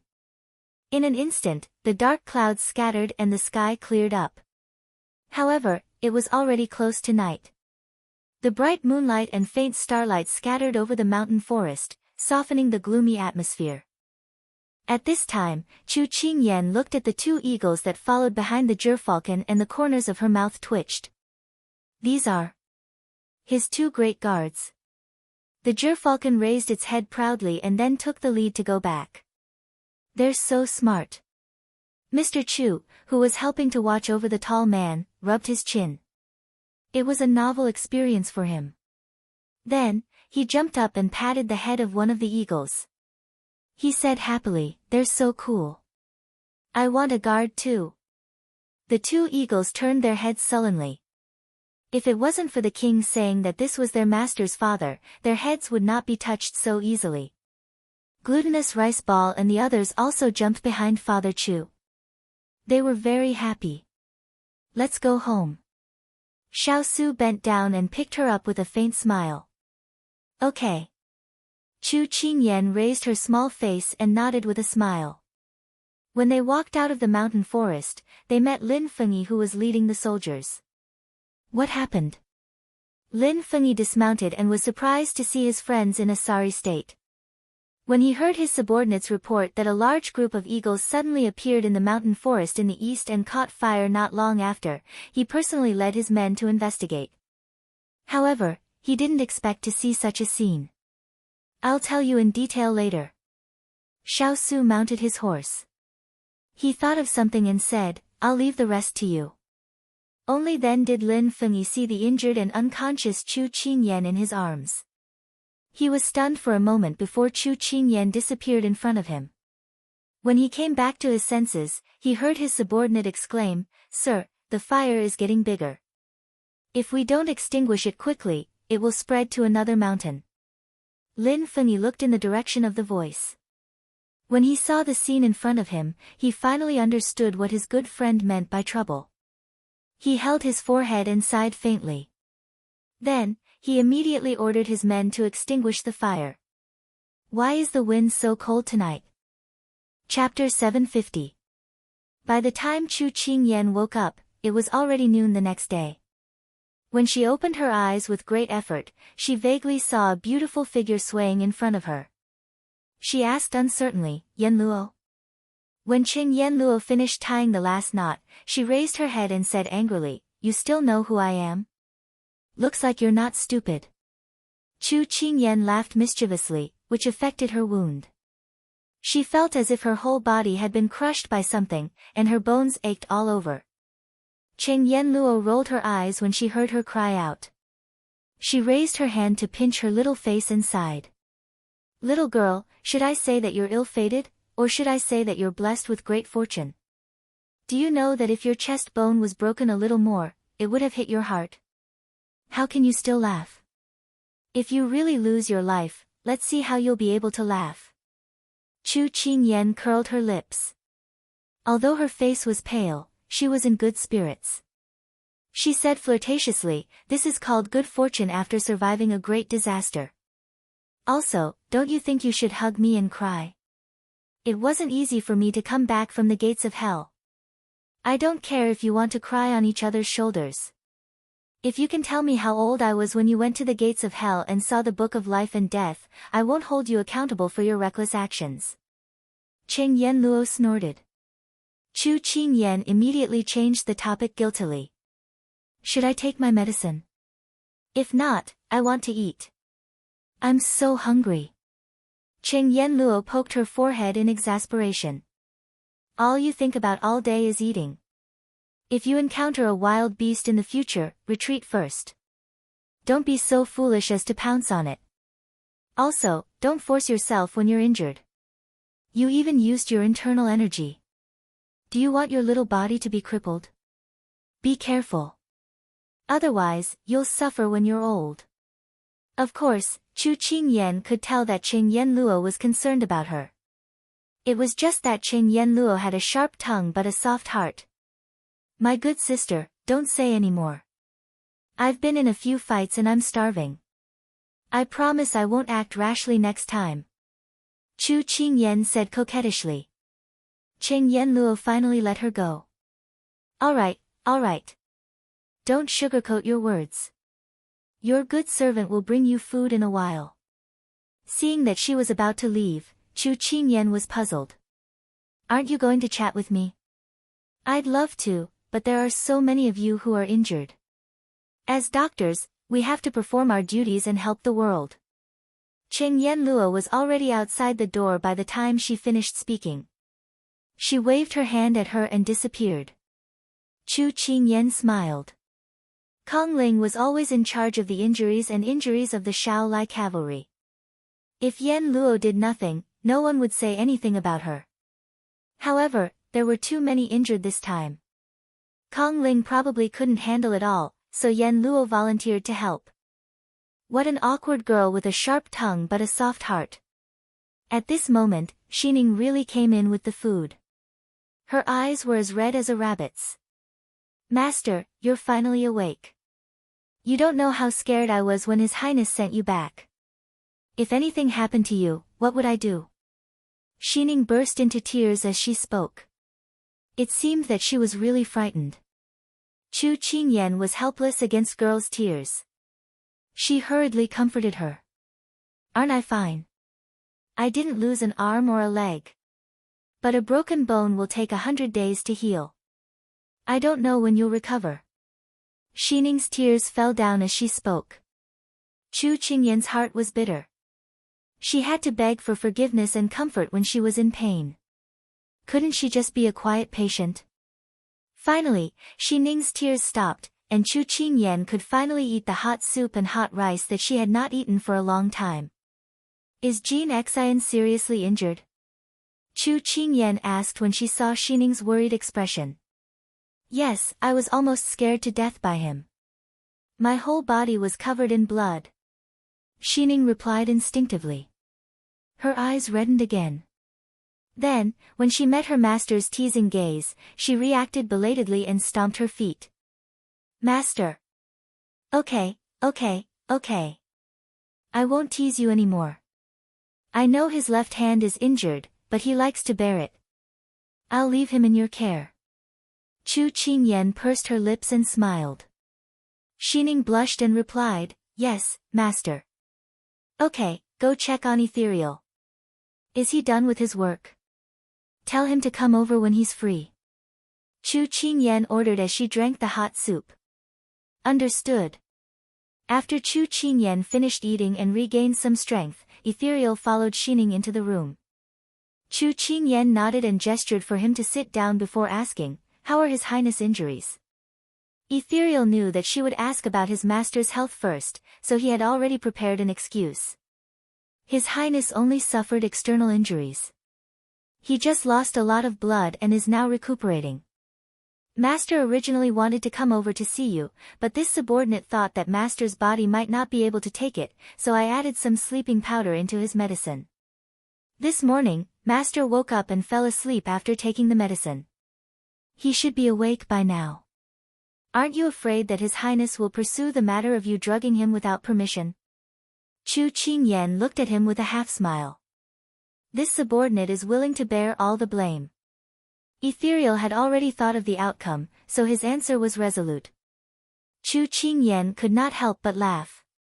I'm just saying it casually. Actually, I've asked you to come here because I want to ask for your opinion. Young Princess Consort, please speak. Ethereal replied respectfully. Originally, I wanted to return to Lianqing with Yen Luo, but I can't leave in my current condition. So I wanted to ask if you're willing to return to Lianqing with Yen Luo on my behalf and help me set up a flower garden? Chu Qingyan asked as she looked at his expression. Ethereal lowered his eyes. Young Princess Consort, this subordinate is very willing to help you with this matter. However, most of the fierce cavalry are injured and this subordinate needs to stay behind to treat them. I'm afraid I'll have to disappoint you. Speak human. Chu Qingyan said indifferently. Ethereal sighed. She doesn't want to see this subordinate anymore. If I appear in front of her again, I'm afraid she'll be unhappy. It's better for this subordinate to watch her from afar. Chu Qingyan shook her head. Many people thought that Ethereal had been instructed by her and was playing hard to get. Unfortunately, she knew that Ethereal was, I understand. She wanted to say a few words on behalf of Yen Luo, but in the end, she didn't know what to say. Moreover, she didn't have enough energy, so she could only give up. Love was something that could only be figured out by both parties. Ethereal's expression was indifferent, and his emotions were hidden in his eyes. At this moment, Xining rushed in recklessly. Master, young Master Hua is here. So. Master Lin is here too. That's normal. They're here to visit the injured. But young Master Hua and Master Lin are quarreling. Chapter 751. Quarreled? Chu Qingyan was a little surprised. She had never heard of any conflict between Hua Xiao and Lin Fengyi. Unfortunately, she couldn't leave the bed and go to the scene personally, so she could only ask Xining. Xining naturally knew that his master was curious at this time, and immediately narrated in full detail. The reason was simple. Hua Xiao and Lin Fengyi quarreled because of a disagreement. It wasn't a big deal, but from Xining's description, it was a one-sided quarrel because Lin Fengyi's expression was gentle and didn't seem angry at all. Chu Qingyan couldn't help but laugh and shake her head when she heard that it wasn't a big deal. She should have guessed that with Lin Fengyi's temperament and years of experience as an official, he wouldn't do something as ungentlemanly as quarreling with a girl. However, she was still curious about Hua Xiao's bad relationship with him. After all, Hua Xiao was a smooth and slick person. Other than her conflict with the Chen family, she had never heard of any conflict with anyone. Moreover, the other party was the official of Jiangnan and was in charge of many people's lives and the rise and fall of industries. However, when she thought of how Hua Xiao dared to fight with someone during the opening ceremony, Chu Qingyan felt that there was nothing she wouldn't do. For a moment, she admired Hua Xiao's daring nature even more. Let Yen Luo go and take a look. Chu Qingyan instructed Xining. Lin Fengyi was Big Ice Cube's close friend after all, and he was also the magistrate of Jiangnan. However, it was impossible for Big Ice Cube to mediate. It would be good enough if he didn't watch the show from the sidelines. As one of the owners of this residence, she should step in. However, wasn't she injured? After much consideration, she still felt that it was more appropriate to let Yen Luo be the mediator. Xining accepted the order and left. Chu Qingyan looked at Ethereal and was silent for a moment before she spoke. Ethereal, you have to think carefully about the matter between you and Yen Luo. I won't interfere, but I can't watch you become strangers. It's up to you whether you want to go to Lianqing City or not. I won't force you. Ethereal smiled sadly. Thank you for your understanding, young princess. This subordinate will stay here to look after my injured companions. Chu Qingyan saw that he had made up his mind, so she didn't say anything more. She let him go back to work. She closed her eyes for a moment, then heard Xining's voice and a flurry of footsteps.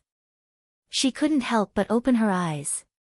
Cheng Yen Luo and Hua Xiuli followed behind Xining as they slowly walked in. I was wondering who had come. What wind blew young Master Hua here? Chu Qingyan smiled.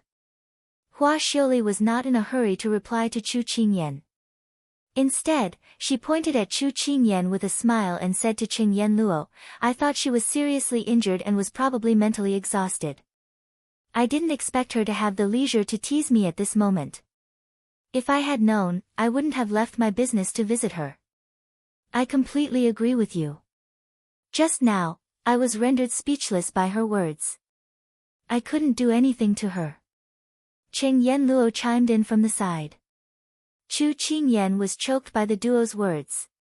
She wanted to cry, but had no tears. Xining pursed her lips and snickered at the side. However, she didn't forget to help her master greet the guests. As she grew older and learned many things from following Chu Qingyan also trusted her to manage the residence's affairs. Now, she was already Chu Qingyan's capable right-hand woman. She assisted the steward in managing the residence's affairs, both big and small. She also had prestige in front of the servants, so it was easy for her to receive guests. After Xining left, Cheng Yanluo sipped her tea and said, I have to say, you're a master who knows how to lead people. Everyone by your side has almost turned into spirits. Chu Qingyan knew that she was referring to Xining and Jin Xian. That Yang Xiaohuan is also not bad. She's been helping to manage the continuation products for the past few days. The money she spent is flowing into our shop like water. That Qin Jiawang is so envious that he's green with envy. Speaking of this, Hua Xiuli became even more excited. She continued, Qing Yan, you don't know, but in the rouge and face powder industry, our Hua family has always been suppressed by the Qin family. Now that we've met a benefactor like you, I can hold my head up high. Chu Qingyan and Cheng Yanluo were amused by her smug look. Chu Qingyan didn't dare to laugh out loud because of her wound. However, after laughing, she remembered that she had met the Qin brothers before and couldn't help but mention it to them. She said, I think the eldest son of the Qin family isn't easy to get along with. We have to be more careful when doing business recently. We can't let people take advantage of us. Hua Xiuli nodded repeatedly, but she said in a surprised tone, everyone says that Qin Mingluan is a rare refined gentleman. I thought you would be deceived by his behavior when you met him, but I didn't expect you to be so insightful. I'm just looking through the skin to see the essence. Besides, if he's really a noble and proud refined gentleman, how could he be tainted with the stench of money like us? A gentleman is just a disguise. Because she had stayed in the capital and Lianqing for so many years, how could she not know that there were many people who were two-faced? Hua Xiuli and Cheng Yanluo agreed with her. Cheng Yanluo even raised her hand and tapped her forehead lightly. She said angrily, you make it sound like we're also vulgar people who stink with the stench of money. Hua Xiuli laughed. What's wrong with being vulgar? I'm more than happy to be a vulgar person who hugs banknotes to sleep. The three of them laughed. After Hua Xiuli and Cheng Yanluo left, Chu Qingyan didn't feel sleepy. Instead, she was excited because she had chatted with them. She didn't want to go down and walk around. Just as she was about to ask someone to pass her a book to read to pass the time, she heard footsteps coming in. She thought it was Xining, so she didn't raise her head and gave the order. After she finished speaking, she felt that the footsteps were heavy. She also heard no response, so she couldn't help but raise her head. The moment she looked up, the tall and handsome figure of the person came into view. The light behind him shone brightly, making his cold and hard face seem somewhat gentle. Warm wetness gradually filled his eyes, like a tidal wave surging up. Xiao Su stepped into the room. When he heard her words, he couldn't help but say, why are you reading instead of resting? If you tire your eyes out, you'll cry. As soon as he finished speaking, he saw the sparkling and translucent light in her eyes. His breath stopped, and he couldn't help but quickly walk forward. You're so fragile that you can't even bear to be told off. Although he was lecturing her, he had already walked to the bed and reached out to pull her into his embrace. Chu Qingyan sniffled and raised her hand to hug him back. This was only because when she saw him again after being on the brink of death, her heart suddenly surged with emotions. It was too sudden, and she couldn't control herself. Who told you to bully me? I just wanted to read a book. Why are you so fierce? Chu Qingyan said tearfully. As soon as he heard her sobbing, Xiao Su's heart, no matter how cold and hard it was, should have melted. In all honesty, how did he provoke this crying kitten? Chapter 752. Although he was speechless, Xiao Su increased the strength in his arms. How could he not feel the emotional impact of regaining what he had lost? If you want to look, go ahead. I won't stop you, but you should rest well for the time being. Xiao Su didn't know how to comfort others, but he had spent all his effort on the person in his arms. Chu Qingyan naturally knew that he wasn't good at this. Hearing this, she was already full of joy, not to mention that she was the one who was being unreasonable. She raised her hand to wipe away her tears. But someone was faster than her. His slender fingers gently caressed her cheeks, gently wiping away her tears. She had just calmed down from her agitated emotions, but this situation made her feel embarrassed. She wanted to avoid him, but he held her tightly in his arms and she couldn't move. So she just thickened her skin and allowed him to help her. But as he wiped, he ended up wiping her lips. Chu Qingyan's face heated up. She was crying with her eyes, not her mouth. Just as her face was getting redder, the person in front of her couldn't resist the temptation of her pink lips. He lowered his head and captured her fragrance. He felt that she was still too pale. After losing so much blood, he had to let her regain her color. So he took his time rubbing against her. Occasionally, his tongue would slide past her teeth, tickling the tip of her heart until it trembled. From time to time, his tongue would entangle with hers, changing into various shapes. Later on, for some reason, the air became hotter and hotter. Xiao Su couldn't control his movements anymore, making her moan softly. Ugh, seeing that she suddenly broke out in a cold sweat, Xiao Su immediately stopped and asked, "What's wrong?" "You're pressing on my wound." Although she was embarrassed, she bit her lip and said shyly. Xiao Su was a little regretful when he heard that. In a moment of passion, he forgot that she was injured. He couldn't help but blame himself. He pulled the blanket over and wrapped her in it, then hugged her in his arms. "I won't touch you anymore." Chu Qingyan's face heated up, and she curled up in the blanket. The two of them leaned against each other quietly. Perhaps this didn't mean much to others, but to the two of them, it was indeed very precious. After surviving a disaster, to be able to hug the person you cared about and feel each other's warmth, you could finally feel at ease. That was why Xiao Su had lost his rationality just now. He didn't care about her injury because he wanted to feel her existence. "Big Ice Cube, I can't go to Lian City this time, so I asked Yan Luo and Xiao Huan to go back on my behalf. I've already written the plan to Mu Ling. He's a dependable person." Chu Qingyan reached out and held his hand, playing with it. She thought to herself, "Why are my big ice cube's fingers so beautiful?" Xiao Su hugged her and let her play with his hand. "What are you worried about?" he asked. Chu Qingyan smiled. "Big Ice Cube can read minds." Xiao Su snorted coldly. Chu Qingyan's eyes curved, and then she said seriously, "Actually, it's because Yan Luo and Xiao Huan are girls. Although I've sent people to protect them, I'm still a little worried."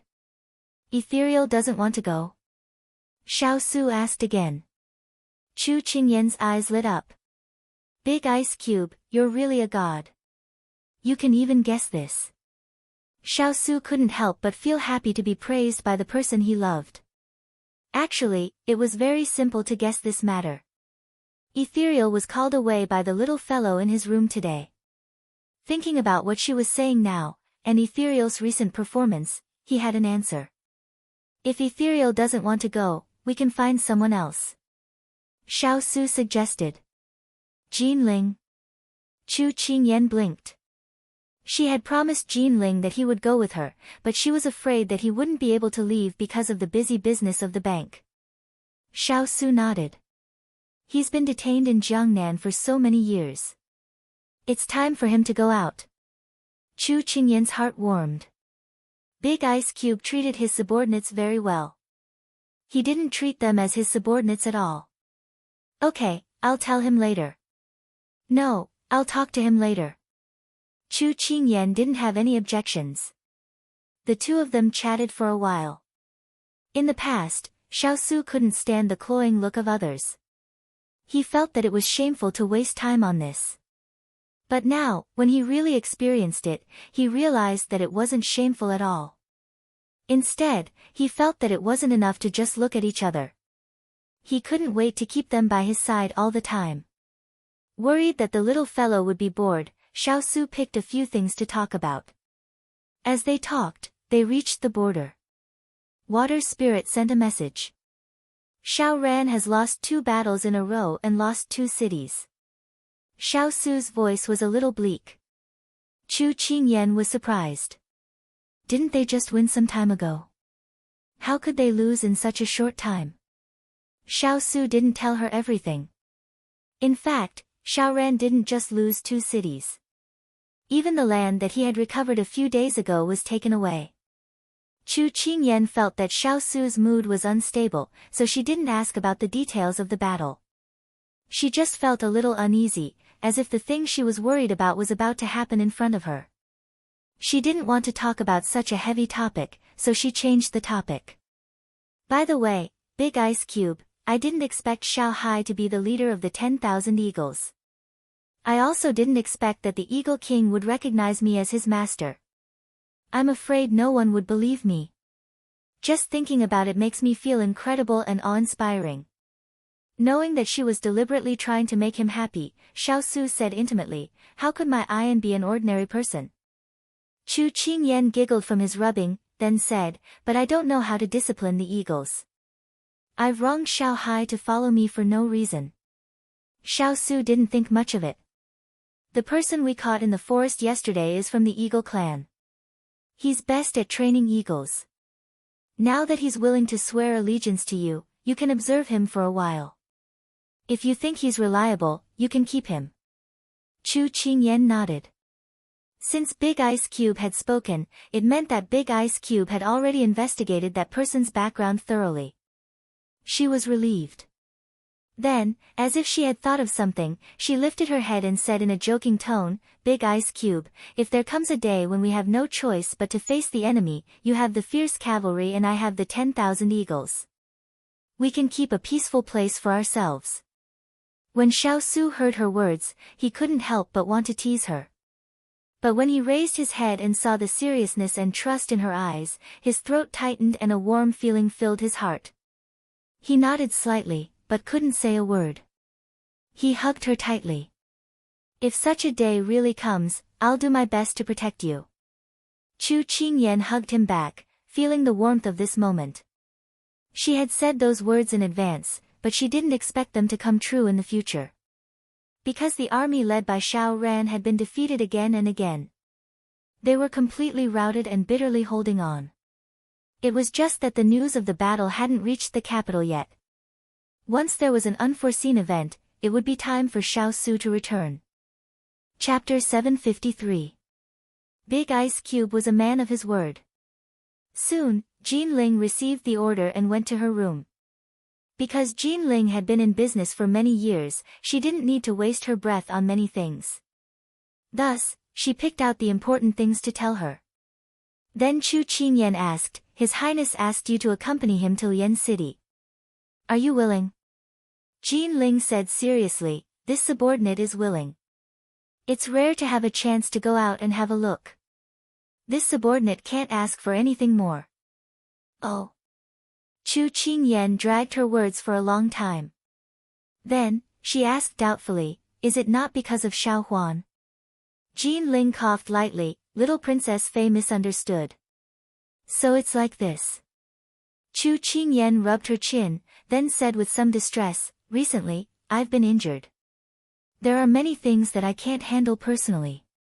If you go to Lian City, I'll be relieved. Why don't you let Xiao Huan stay by my side to help? Before she finished speaking, Jean Ling's face changed. Little Princess Fei, you can't go back on your words like this. With that, Jean Ling knew that she had said something wrong. She was a little annoyed. Chu Qingyan laughed loudly. She had an idea. All right, I'm just teasing you. You can leave. I'll leave the flower garden to you guys. Jean Ling's face heated up. Hearing this, she immediately bowed as if she had been pardoned. Outside the door, Hu Ling was passing by the courtyard. When he saw Jean Ling, he couldn't help but ask curiously, I say, Jean Ling, why is your face so red? Are you not feeling well? Jean Ling mumbled perfunctorily, then quickly left. Hu Ling looked hesitantly at Jean Ling's fleeing appearance and was even more surprised. Was there a dog chasing after her? Why did she run so fast? 2 days later, Chen Yanluo and Jean Ling set off. Because Chu Qingyan was injured and bedridden, it was inconvenient for her to move around. She could only ask Xining to send her off. After they left, Xining carried the bowl of medicine into the house. Chu Qingyan heard her sigh and say, I don't know how long it will take for me to return from this trip. I miss Sister Xiao Huan and Lady Cheng. Chu Qingyan glanced at her. They're not far away. If you want to go with them, it's not too late. When Xining heard this, she immediately ran to the bedside to express her loyalty. Although that's what I said, this servant is even more reluctant to part with Master Ah. Chu Qingyan took the opportunity to pinch her little face and scolded jokingly, I thought I raised an ingrate. I'm not an ingrate, I'm an obedient rabbit. Xining took advantage of the situation. Chu Qingyan was amused by her and had no choice but to say, I originally planned to let you go out to gain experience. After all, you have to help look after my business in the future. Unfortunately, Jean Xian was injured and couldn't leave his side. If I send you out, I will be suspected of breaking up an affectionate couple. When she heard the first part, Xining's face paled. However, when she heard the second part, her cheeks flushed red. She stomped her feet and said angrily, if Master says this again, this servant will ignore you in the future. She didn't even have a chance to reply before this little girl threw up. She placed the bowl of medicine on the small table in front of the bed and ran off without a trace. She shook her head and laughed. Was she embarrassed because her thoughts were exposed? However, it wasn't easy for her to smash the bowl without spilling a single drop. She picked up the bowl of medicine and took a sip, but her face was full of bitterness. How many Coptis Chinensis had been added? Could it be that after Yen Luo left, Ethereal was using his position to take revenge? I'm going to complain to Big Ice Block. Xining ran out of the courtyard and bumped into Hualing. He couldn't help but be puzzled. Did many people catch a cold and have a fever on this warm spring day? Why was her face so red? When Chu Qingyan finished drinking the medicine with a frown, a person walked into the room with heavy steps. Chu Qingyan heard the sound and turned around. When she saw who it was, she casually said, Are you here to deliver Yen Luo? They left early in the morning. Hua Xiaoli was wearing a thin dark green robe today. Inside, she was wearing a pure white robe.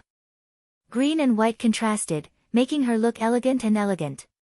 It was a pity that there was a bit of indignation on her face. I know they left and I bumped into them on the way. I came to find you for something else. Chu Qingyan narrowed her eyes. Could it be that something happened in the store?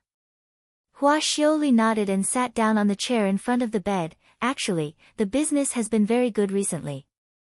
Because the trial results were very good, word of mouth spread like wildfire.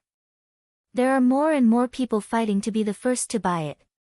However, our quantity is limited, so it was sold out in a single morning. Chu Qingyan nodded, isn't that very good? In terms of sales and fame, it is indeed very good, but there is one thing that is very strange. When she said this, a resentful expression appeared on Hua Xiaoli's face. Chen Jiawang sent people to buy many of our products. I feel that his intentions are unclear. Maybe he feels that our products are good and wants to buy them for the people around him to use. Seeing that her good friend was angry, Chu Qingyan guessed in a positive direction and wanted to comfort her. No, after competing for so many years, how could I not understand his personality? He is not the kind of person who would buy things to do favors. I'm worried that he is researching the composition of our products and then imitating them. Hua Xiaoli gave a snort. Chu Qingyan slightly raised her brows. She did not say anything as she pondered in her heart. Hua Xiaoli continued, they have a very powerful incense-making team on hand. If they develop the same products as ours and sell them, it will be a very big blow to our business. Hearing the worry behind Hua Xiaoli's anger, Chu Qingyan could not help but show her a comforting smile. Then, she leaned against the bed wall and found a comfortable position for herself to nestle. Then, she said unhurriedly.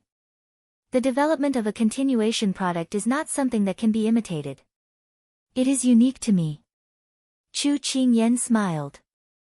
But we can't deny that there will be people with special abilities who can really make an identical product based on the finished product.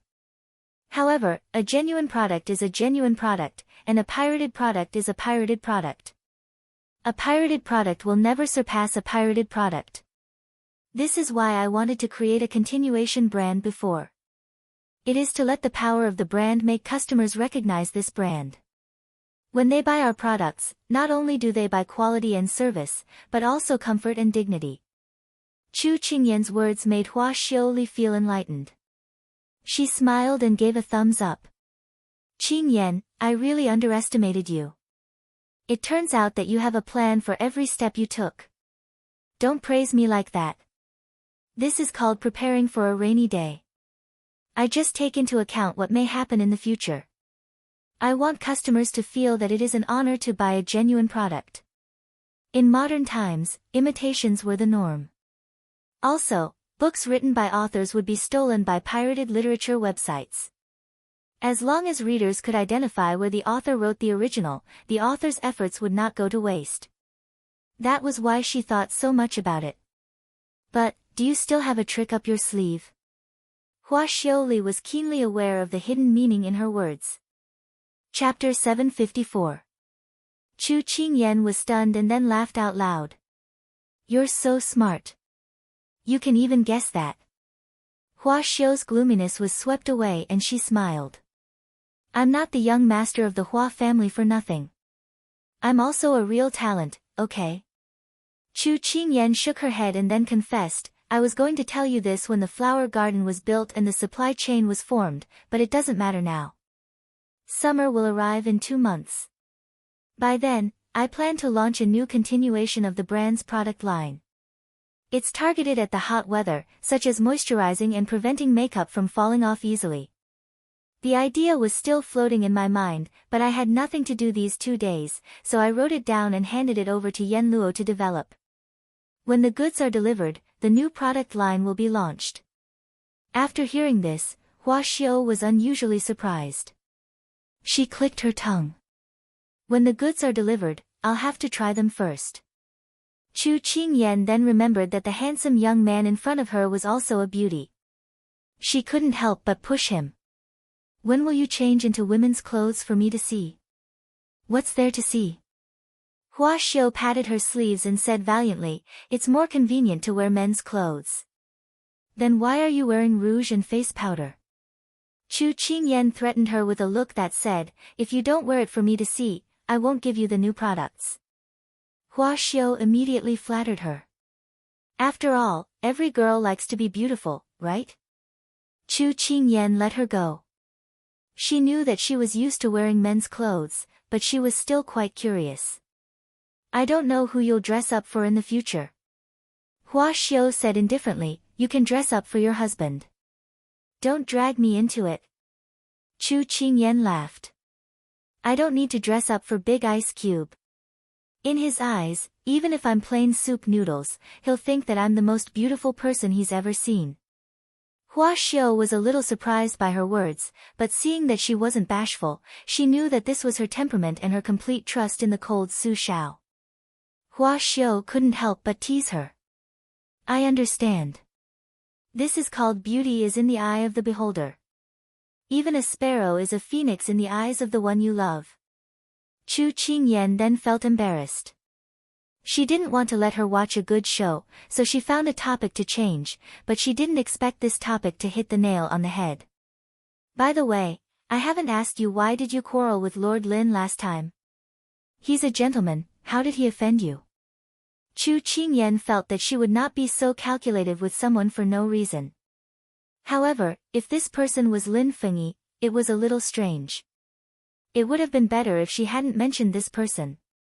The moment she did, Hua Xiao's hair stood on end. She no longer looked like a smiling tiger. Don't mention this person to me. He's a miser who specializes in bullying the weak. Miser? I've heard Big Ice Cube mention this before. Isn't it a compliment for being untainted? How did it become a crime when it came out of your mouth? And bullying the weak? Are you weak?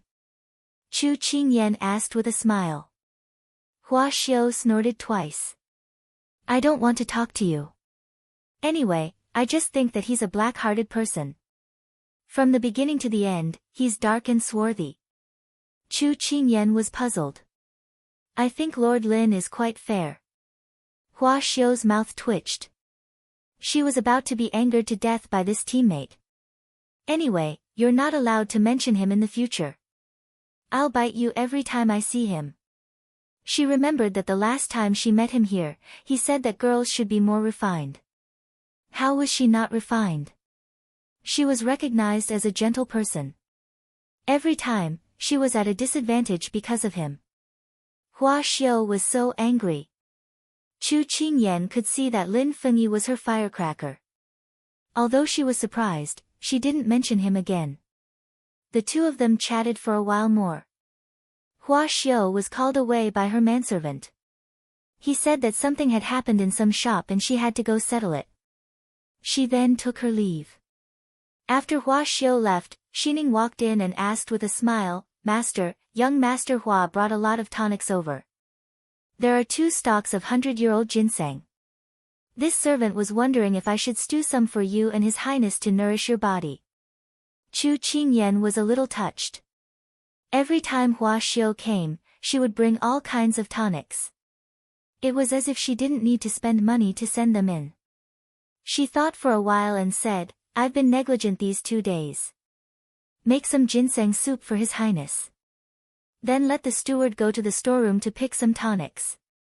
Let the kitchen make some for the injured Shaolai cavalry. Ask them what they like to eat and order the kitchen to make it.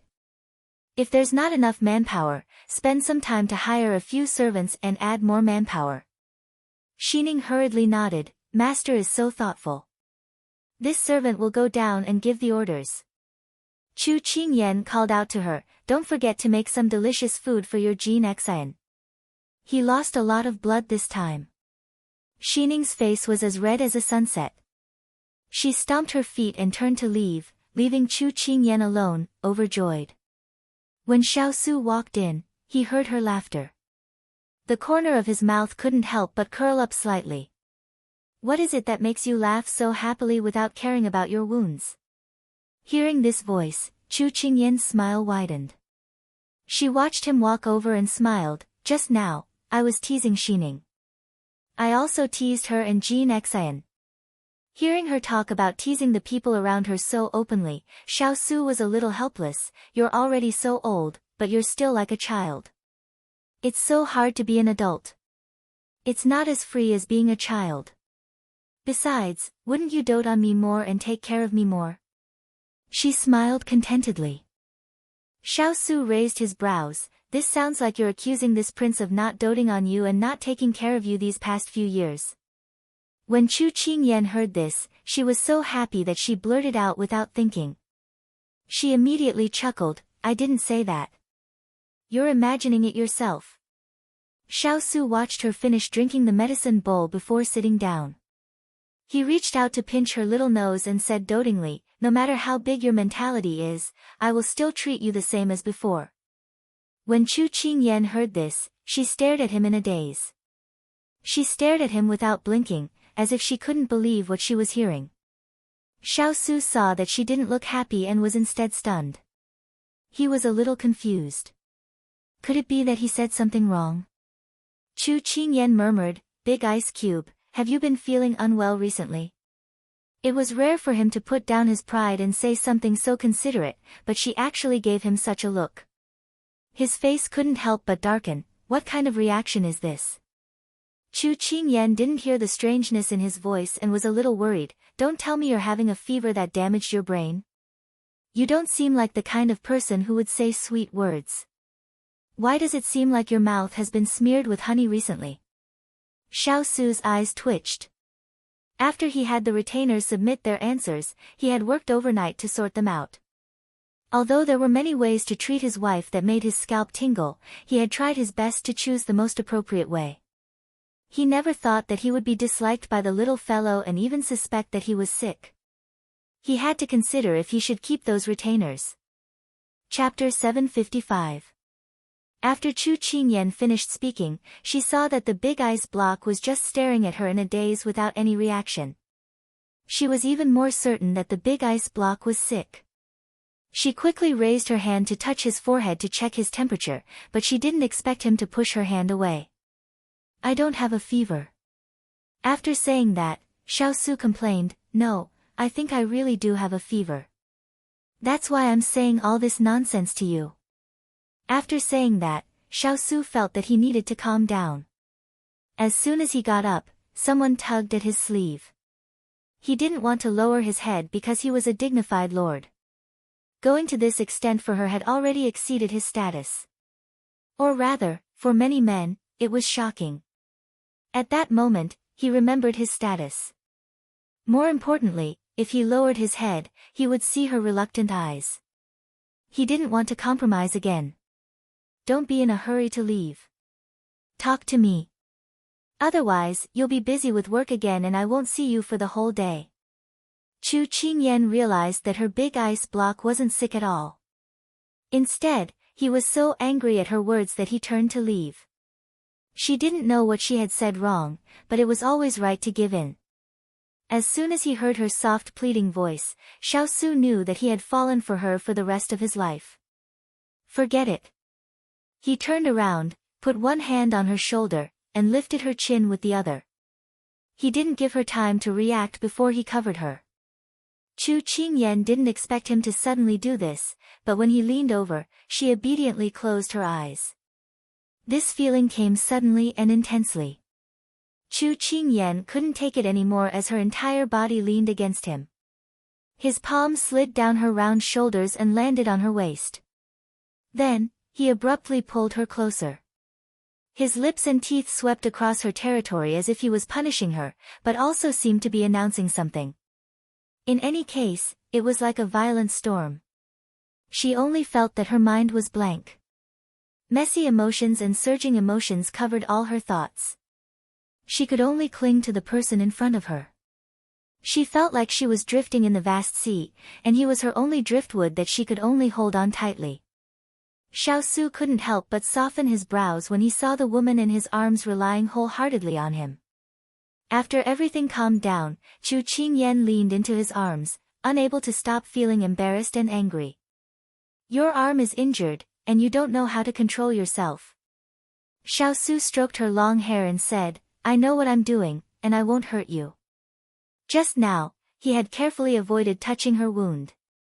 Moreover, how could he bear to see her hurt when she was the most important person in his heart? Chu Qingyan snorted. Since the big ice block had said so, she could only let him be. Later, Chu Qingyan realized that ever since she got together with Big Ice Cube, she seemed to have become more and more thick-skinned. She could accept his intimacy at any time. After they got together, Big Ice Cube liked to hug and caress her more and more when they were alone. Chu Qingyan broke out in a cold sweat for him when she heard that men of his age were like wolves and tigers. Fortunately, he was always able to stop at the critical moment, otherwise, she didn't dare to think about it anymore as her face heated up. Xiao Su didn't know what the person in his arms was thinking about when she suddenly became so quiet. He stroked her hair gently, his chin resting on her head that was slightly curled up from lying down for the past 2 days, and asked casually, "You don't like me saying those words?" Chu Qingyan came back to her senses. She was still a little dazed when she heard what he said. She thought about how she had almost angered the big ice cube just now. She immediately thought about the scene just now and carefully touched it. Finally, there was light. "Big Ice Cube, it's not that I don't like it, it's just," when she said this, she didn't know how to continue. "It's just what?" Xiao Su frowned. "It doesn't feel like something you would normally say." She pursed her lips. "Didn't you say before that you wanted me to pass your test? What, did you forget? Or you don't like this method?" Xiao Su asked with a straight face. But who would have guessed that his mood right now was in turmoil for the first time?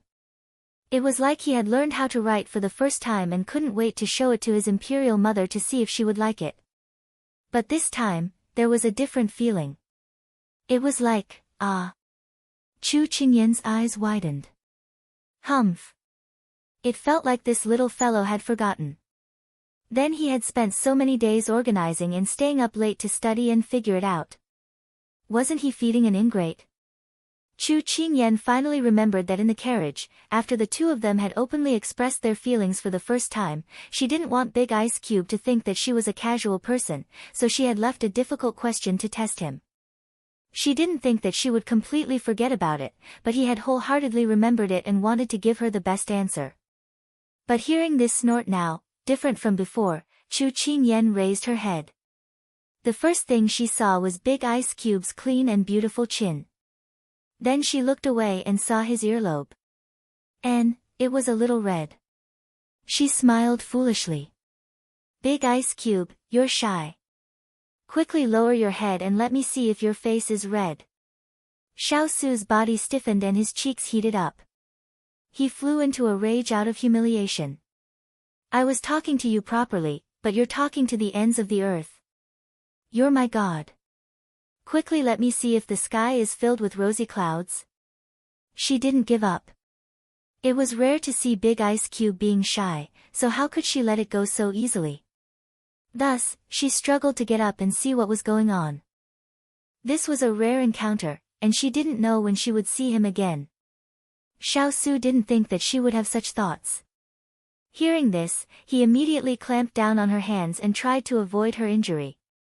But once she made up her mind, she wouldn't settle down. It really gave him a headache. He suddenly realized that he was reaping what he sowed. With this struggle, she accidentally pulled on the wound on her chest. Chu Qingyan showed a pained expression. Xiao Su felt that she suddenly settled down and couldn't help but frown. He thought that her wound was hurting, but he couldn't care less. He lowered his head and saw her pale face. He wanted to scold her harshly, but he couldn't bear to. In the end, he said with pity, I told you not to move, but you insisted on making yourself uncomfortable. Let's see if you're in pain now. And when he lowered his head, Chu Qingyan saw the expression on his face. She couldn't help but grit her teeth in pain. She said proudly, Big Ice Cube, you're really blushing. Xiao Su didn't know whether to laugh or cry. She was still concerned about this at this time. Stop fooling around. That faint blush, because of his worry, dissipated slightly. It was almost impossible to see clearly, but she seized the moment and her eyes were already mesmerized. It was as if she was on top of a cold snowy mountain in Tian Shan. The last rays of the setting sun poured down on the sparkling white snow, covered with a light veil of red. This was how the world's most stunning beauty was. It was so clean and clear that it was breathtaking. When the pain in her chest subsided, she blinked under his gaze. Suddenly, she reached out and held his face with both hands. While he was puzzled, she delivered herself to him. Chapter 756. How could she not understand his feelings for her? It was just that sometimes it was a little slow and she couldn't understand it all at once. But as long as she saw his worried eyes, she would feel as though something was pulling her closer to him. Then it would guide her and tell her that this person had the deepest feelings hidden in his heart. Xiao Su didn't want her to suddenly come closer. He only reacted when she took the initiative to invite him into her territory when the two of them were pressed against each other. It was rare for her to take the initiative, so it would be impolite for him to refuse. Very quickly, he took the initiative and turned the tables.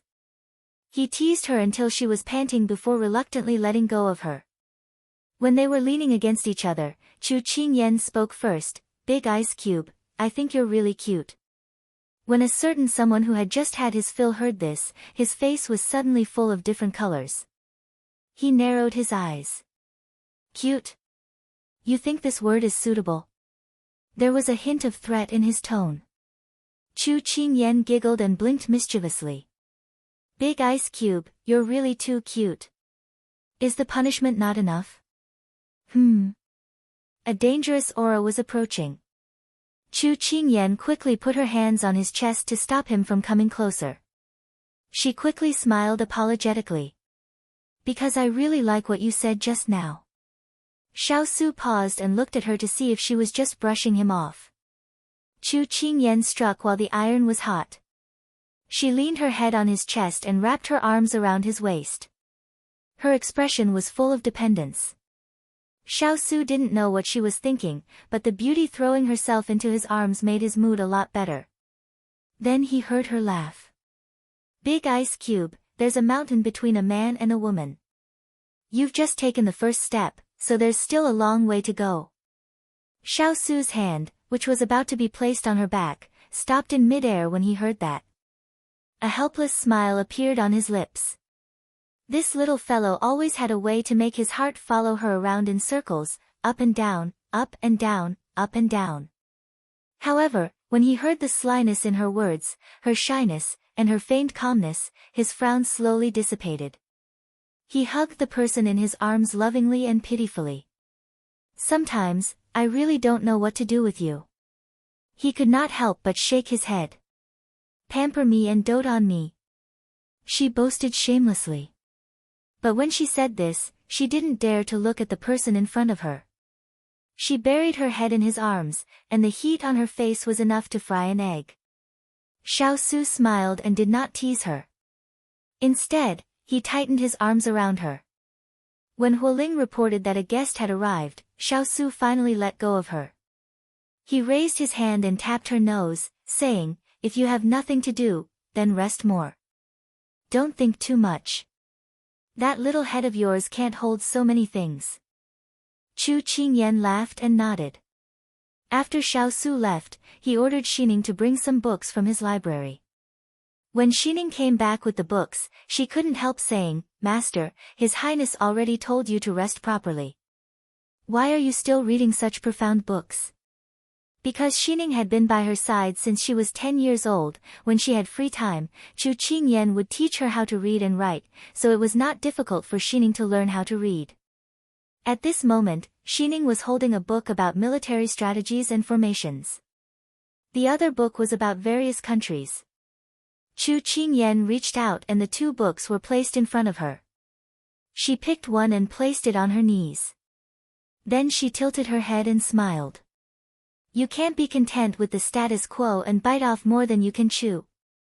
You can't stop moving forward just because you have someone you can rely on. When you like someone, you don't want him to be your shelter from the wind and rain, nor do you want yourself to be his weakness.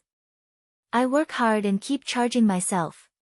It's not to be worthy of him, but to keep pace with him. When he succeeds, I'll be the first one to turn around and see him when he wants to share it. When he's in danger, I'll be the first one to reach out to him. When he's weak, I'll be the first one to embrace him.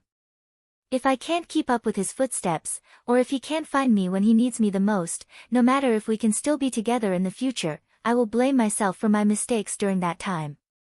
Saying this, Chu Qingyan sniffed and then smiled brightly. "Xining, you will understand in the future." Xining stood there in a daze. She looked down at the book that was quietly and seriously flipped through. There was an indescribable resonance in her heart. "Master, this servant can understand." Because when standing next to Jin Xian, this servant can always feel the distant feeling from him. It is not because of Jin Xian's alienation, but because of the noble aura that comes from his bones. So this servant also wants to be like Master and work hard. To be a woman worthy of him. Because Xining understood very early on, a long time later, when she saw the immortal couple standing at the top of the world, she felt joy and pride for them from the bottom of her heart. At this time, Lin Fengyi had been sitting in the study for a while. When he saw the person who walked in, he couldn't help but smile. "You are willing to come out of the land of tenderness? What do you want to say now?" Xiao Su glanced at him before walking to the seat of honor and lifting his robe to sit down. As soon as he entered, Lin Fengyi felt a completely different aura from his good friend. Now that he said this, his good friend retracted his rare tenderness and the corners of his eyes curved slightly. "It seems that I came at the wrong time." Xiao Su was too lazy to pay attention to him. "Take care. I won't see you out." Lin Fengyi laughed. "You can't take a joke." "Oh." Xiao Su looked at him with slight interest and said faintly, "That flower girl from last time, do you have any relationship with her?" When Lin Fengyi heard this, the smile on his face disappeared. "I don't have any relationship with her." Don't casually make personal attacks just to change the topic. Xiao Su hesitated. Is that so? This prince's good friend, who usually doesn't reveal his true nature, is always gentle and courteous no matter if he is facing evil officials, honest officials, or good citizens. However, he rarely revealed his true nature 2 days ago. The other party is even a young girl. This really makes this prince curious. Could it be that our humble and gentle official Lin has a change of personality? When Lin Fengyi heard this, he was momentarily stunned. When Xiao Su saw his strange expression, he knew that he had caught his weak spot. He picked up his tea and calmly sipped it. After a while, Lin Fengyi's expression returned to normal, as if the person who was in a daze just now was not him. The two of them tacitly started to talk about today's official business. Between good friends, there was no need for unnecessary explanations and concealment. Why did you specially come to look for me today? Xiao Su took the initiative to ask. When Lin Fengyi heard this, the corners of his lips curled up and a sly smile flashed across his eyes. I came to talk to you about compensation. Compensation? Xiao Su frowned. Don't forget that a few days ago, you burned down a large forest in the east. Chapter 757. Hearing his good friend's words, Xiao Su raised his eyebrows. Are you sure that I was the one who set the fire? So I should be the one to bear the loss. Isn't that the case? Lin Fengyi retorted. Xiao Su chuckled. Do you have witnesses? Do you have material evidence? Lin Fengyi was speechless. If you don't have evidence, then there's nothing I can do. Xiao Su shrugged. Lin Fengyi was speechless. In the end, he could only laugh and shake his head. To be honest, I was just joking with you. I didn't expect you to turn the tables on me. Indeed, one is marked by the company one keeps. Your wife is doing very well in Jiangnan now. If she wasn't smart, she wouldn't be able to do so well. She has been by your side for so many years. I can see that you have been assimilated by her craftiness. Xiao Su felt that something was amiss. Are you doubting my intelligence? Lin Fengyi smiled apologetically. I wouldn't dare. You are a young talent. No one would dare to doubt you. Xiao Su didn't reply. He just looked at him coldly. Lin Fengyi had trained himself to be calm and composed in the officialdom. Being stared at by his good friend, he was even more calm. Oh, you're really giving me a hard time. Lin Fengyi deliberately twisted his words and complained that he was wronged. Xiao Su face-bombed. This Lin Fengyi would only act so shamelessly in front of him. Although he and Ling Feng gave off different vibes on the surface, at least Ling Feng gave off the same vibe on the surface. On the other hand, Lin Fengyi appeared to be a gentleman on the surface, but behind his back, he could make people's jaws drop. Using Ling Feng's evaluation after suffering losses from him in the past, he was extremely sinister. In the eyes of the people of Jiangnan, these two words were not just a little bit out of place on the magistrate, who was so just and strict. Say it. What's the matter? Xiao Su didn't want to waste any more time with him. He simply threw out the main topic. Alright, I'm just teasing you. It's just that you exude an aura that makes people envious. A single dog like me can't stand it. Lin Fengyi admitted it openly. Then he continued. In the past few days, I've heard a lot about your family's crazy buying spree in Jiangnan. Many people are talking about continuing the product. Luckily, I don't have any women in my manor, otherwise, I would be bankrupt. You don't know how many officials under me have started to tighten their belts to live. All of them have been squandered by their wives and daughters. At this moment, I suddenly feel that it's not bad to be alone. I don't have to eat tofu and salted vegetables for 3 meals, Lin Fengyi sneered. When Lin Fengyi was about to bring up the main topic, Xiao Su suddenly asked, what product are you talking about? Lin Fengyi, who had been interrupted, was stunned at first. Then, he subconsciously replied, continuation. This is the name that your little princess consort came up with. At first, it sounds quite strange, but after thinking about the concept of the product, it's quite compatible. I have to say, the creativity is quite good. Xiao Su didn't hear what he said next. His whole heart was on that one word.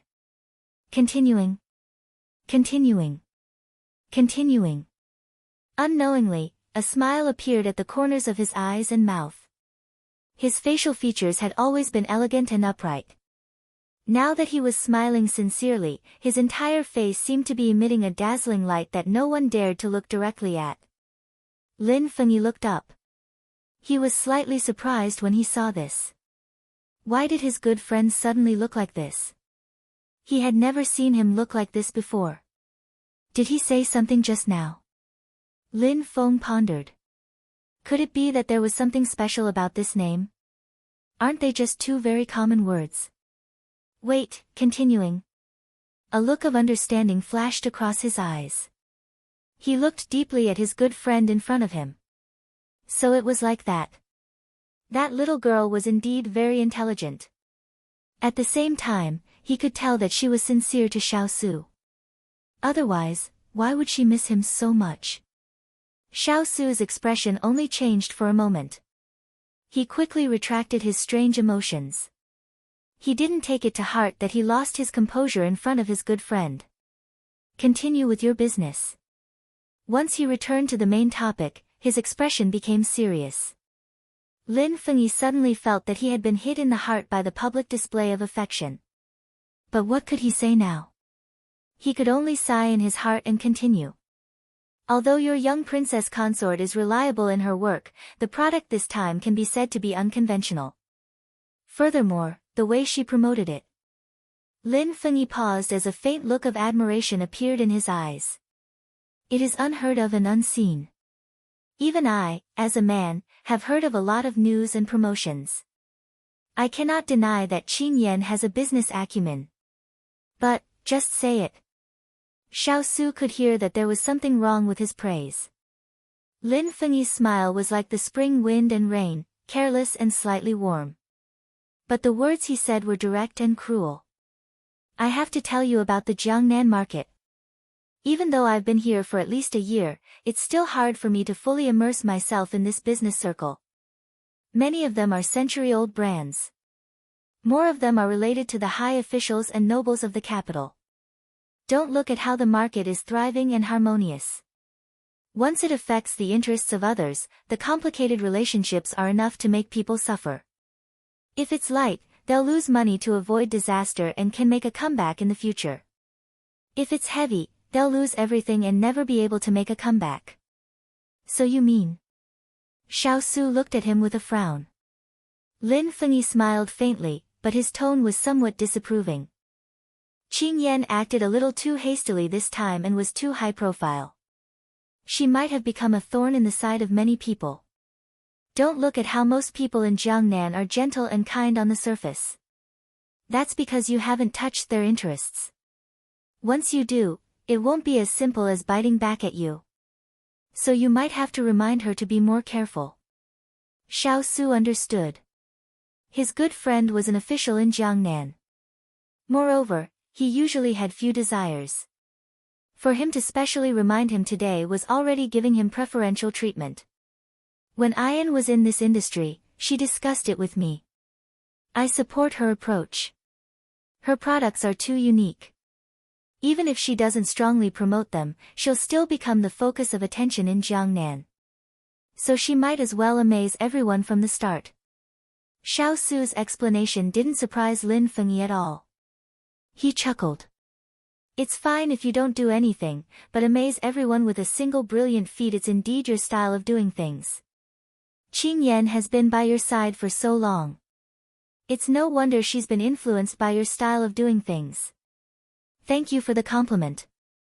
Xiao Su accepted this compliment without any pressure.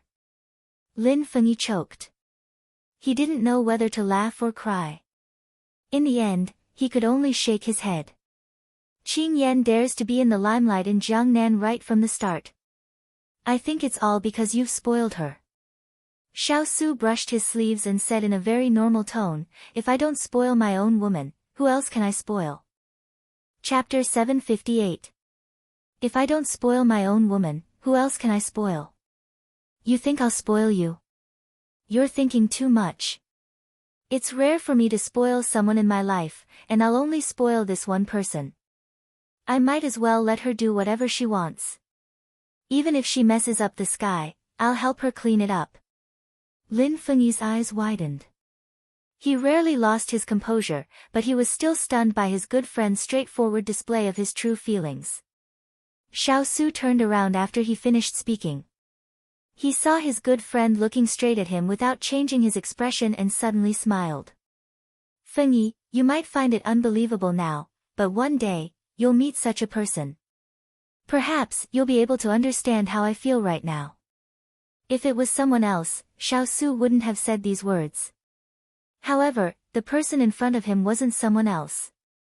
He was also one of the only two close friends he had in his life. The little fellow had said that if there was joy, he should share it. If there was difficulty, he should share it. Only then could he let the people close to him become closer. This was what the little fellow had taught him. Now, he was putting this into action bit by bit. Lin Fengyi was suddenly able to understand the feelings he wanted to share with him from the words he said. He put away his shocked expression, suddenly holding his forehead and sighing heavily. Xiao Su, ever since that enlightened you, I've realized that you've become more and more fond of showing off your affection in front of me. Don't you think this is very unkind to your friends? Lin Fengyi had a headache over this phenomenon. Especially for someone like him who didn't have anyone by his side who cared about him, it was a kind of open and above-board torture. Xiao Su didn't take his friend's complaint seriously. Instead, he had an idea. You're not young anymore. It's time for you to get married. Ling Feng, you and I, there are 3 of us. I'm slightly older than you. Your parents have already passed away. As the saying goes, an elder brother is like a father. If you have someone you like, you can talk to Ayan. She'll help you. In the end, why did it become Qingyan? The corner of Lin Fengyi's mouth twitched. From what he heard just now, he thought that Xiao Su would help him solve the problem. He didn't expect that Chu Qingyan would jump out in the end. She was indeed a person who didn't play by the rules. Xiao Su said matter-of-factly, as the saying goes, the eldest sister-in-law is like a mother, so, stop. Lin Fengyi felt the headache coming back. Xiao Su, don't forget how old Qingyan is. How much older am I than her? Xiao Su raised his eyebrows. Why? Don't tell me you don't acknowledge her identity. It's not a question of whether I admit it or not, okay? At the thought of Qingyan's appearance and the fact that the eldest sister-in-law was like a mother, Lin Fengyi suddenly had the misconception that he had made bad friends. Let's talk about this after you two get married. Nothing is set in stone yet. Don't put the blame on me first. Lin Fengyi finally found his eloquence as an official. Let's talk about it later. At the mention of this matter, Xiao Su was silent, which was rare. Lin Fengyi saw this and thought that he had poked his sore spot. He couldn't help but ask, speaking of which, Qingyan is already 15. Your marriage should be on the agenda soon, right? Xiao Su was silent for a while. He wanted to directly ignore this question, but his good friend's gaze was fixed on him. Then, he slightly averted his gaze. There are still 3 months before her coming-of-age ceremony. You plan to set the date when she comes of age? Lin Fengyi smiled slightly. He had guessed correctly. It was rare to see him shy. Xiao Su didn't deny it. Actually, there's no difference in time. But I want to be serious because this is a matter of a lifetime for me and her. TSK. I think it's because you haven't settled little Qingyan yet, so you still need 3 months as a buffer. How can you break the distance between two people so quickly and get married immediately? Although he wished him well in his heart, he still spoke the truth as a good friend. Xiao Su's fingers lightly tapped on the table. He looked a little absent-minded. He also knew that he was anxious. He had to give the little fellow some time to get used to the two of them being together. However, he was afraid that there wouldn't be enough time. Lin Fengyi also seemed to have thought of something. He slightly restrained the teasing expression on his face. He understood what he was worried about. Yesterday, I also received the news that the fourth prince is leading the army into battle. He's still lacking experience. These days, he's basically losing 9 out of 10 battles. I'm afraid that he won't be able to last through this summer.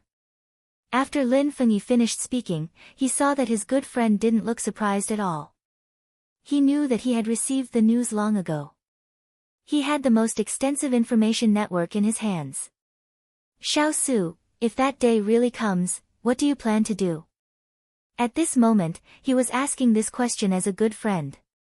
I'll deal with whatever comes my way. I can't avoid it. You know that I hate hiding the most.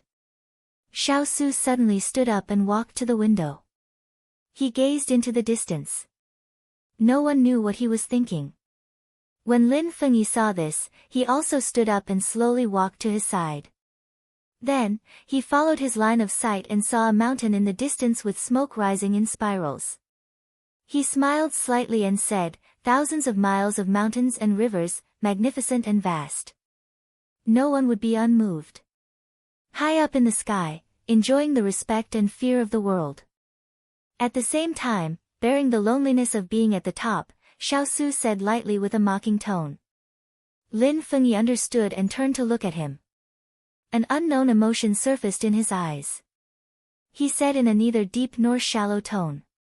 Is that why you gave up when you had the chance back then?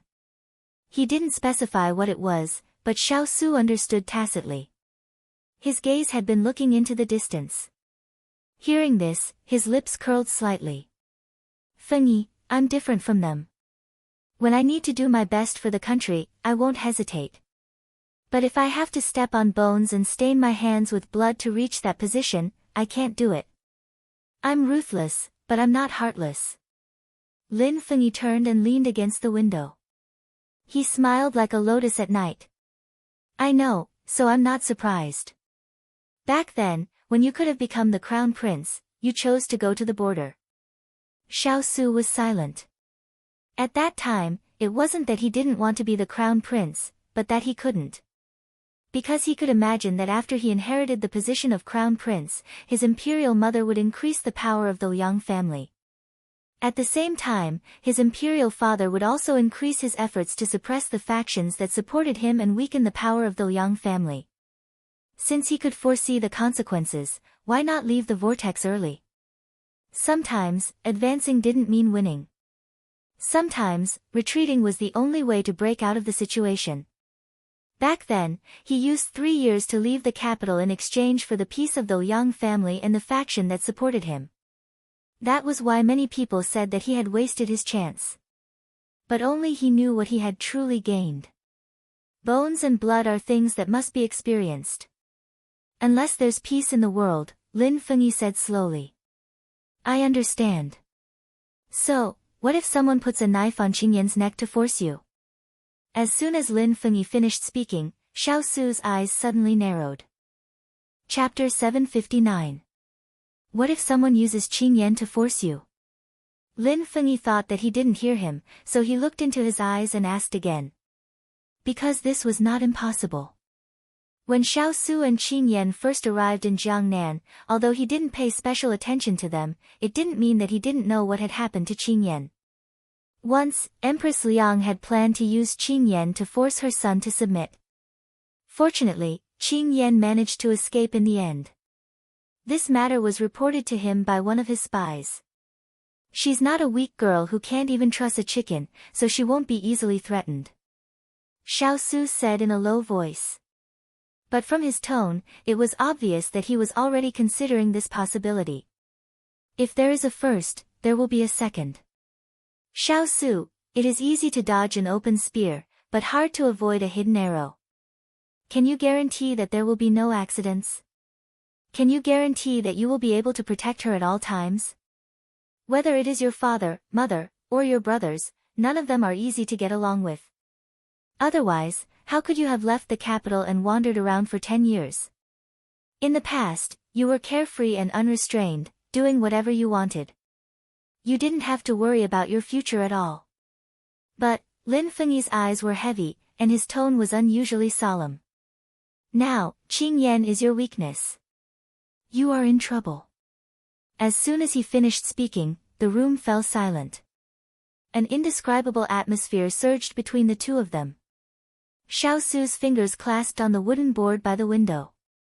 He exerted a little force, and the red on his fingertips gradually faded to a pale white, just like his emotions at this moment. His good friend naturally had his reasons for saying this. Perhaps he had already sensed that something was wrong, so he specially came today to remind him. I understand. Xiao Su closed his eyes and replied.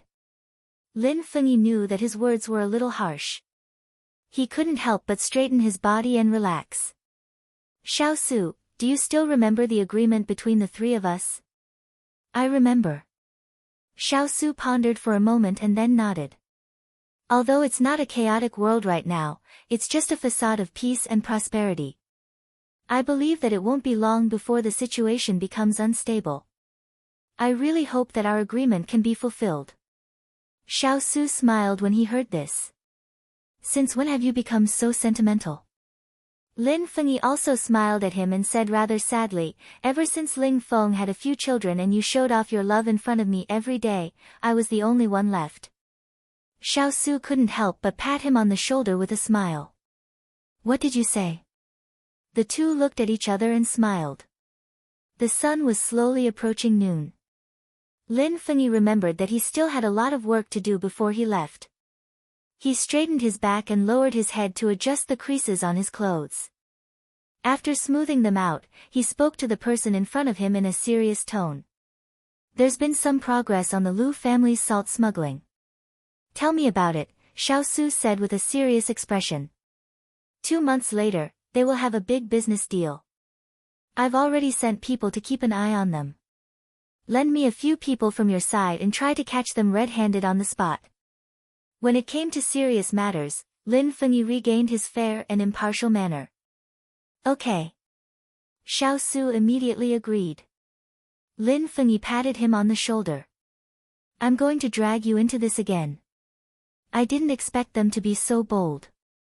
We're in the middle of a chaotic war. I won't stand by and do nothing, Xiao Su said resolutely. Hearing this, Lin Fengyi felt a sense of pity in his heart. He could understand what his good friend meant. When there was chaos on the outside, he had to pacify the people on the inside. He couldn't make any mistakes. Such a hero who cared about the world and the people, the world is going to change. Take care.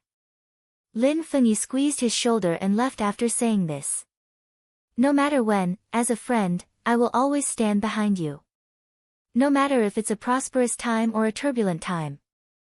Xiao Su stood in front of the window sill and watched his good friend's figure appear in front of him and then disappear on the cobblestone path. He couldn't help but raise his head and look at the blue sky. His good friend was right. Ayan was his Achilles heel. She was the bottom line that he couldn't touch. But there was one thing. Ayan was his Achilles heel, but she wasn't a burden. If that was the case, she wouldn't be her anymore. So, what if someone puts a knife on Qing Yan and forces you? If such a day really came, he wouldn't be soft-hearted. When he thought of Ayan, his thoughts returned to the word continuation. Yan Hashu. He always knew that the little fellow had him in her heart.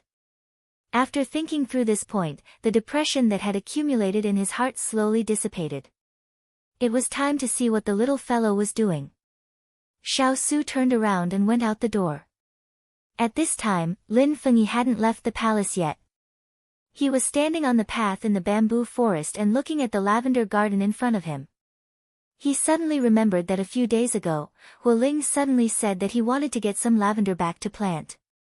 He didn't think that it was anything important, so he waved his hand and had the steward follow him. But when he saw the lavender, he couldn't help but twitch his eyes. It seemed that he had dug up most of his garden. No wonder the steward's expression was strange that day. It was a pity that he was too busy and didn't ask about it. Xiao Su's subordinates were the same as him. They were all a group of bandits. But when he thought about it, he smiled. This was probably the first time that Xiao Su had taken a woman by force. It really was a rare sight. He thought back to the conversation he had with his good friend in the room and his heart suddenly relaxed. After so many years, Xiaosu would no longer be that patient prince who would retreat step by step. Because there was one more person by his side. Someone once said that the best way for a person to become strong was to have someone they wanted to protect. The strength here wasn't the strength of one's ability, but the firmness of one's mind. The appearance of this little girl, Qing Yan, was really good. The Emperor Emeritus had done a good thing. Lin Fengyi felt relaxed and stepped out of the residence. Sir, the prefectural magistrate sent someone over today. He said that he has something to discuss with you. If you have free time, you can come to the residence for a chat. When the subordinate waiting outside saw him come out, he immediately went up to welcome him. Lin Fengyi thought for a moment before saying, "Let's find a restaurant to take care of our lunch first before going." It turned out that it was already lunchtime, but Xiaosu didn't ask him to stay for lunch. He probably wanted to be lovey-dovey with his wife again. TSK, how unkind. Yes. The subordinate acknowledged. He didn't think that there was anything wrong with his master's order. Because their master basically didn't eat at the official's residence and refused to entertain. "Sir, do you want to take a carriage?" As he spoke, the coachman had already brought the carriage over. Lin Fengyi shook his head. "No, the weather is good today. I'll take a walk." At the same time, he could experience the people's mood. The subordinate immediately ordered the carriage to be taken down and followed closely behind his master. Isn't that person a miser?" Someone gritted his teeth softly in his heart.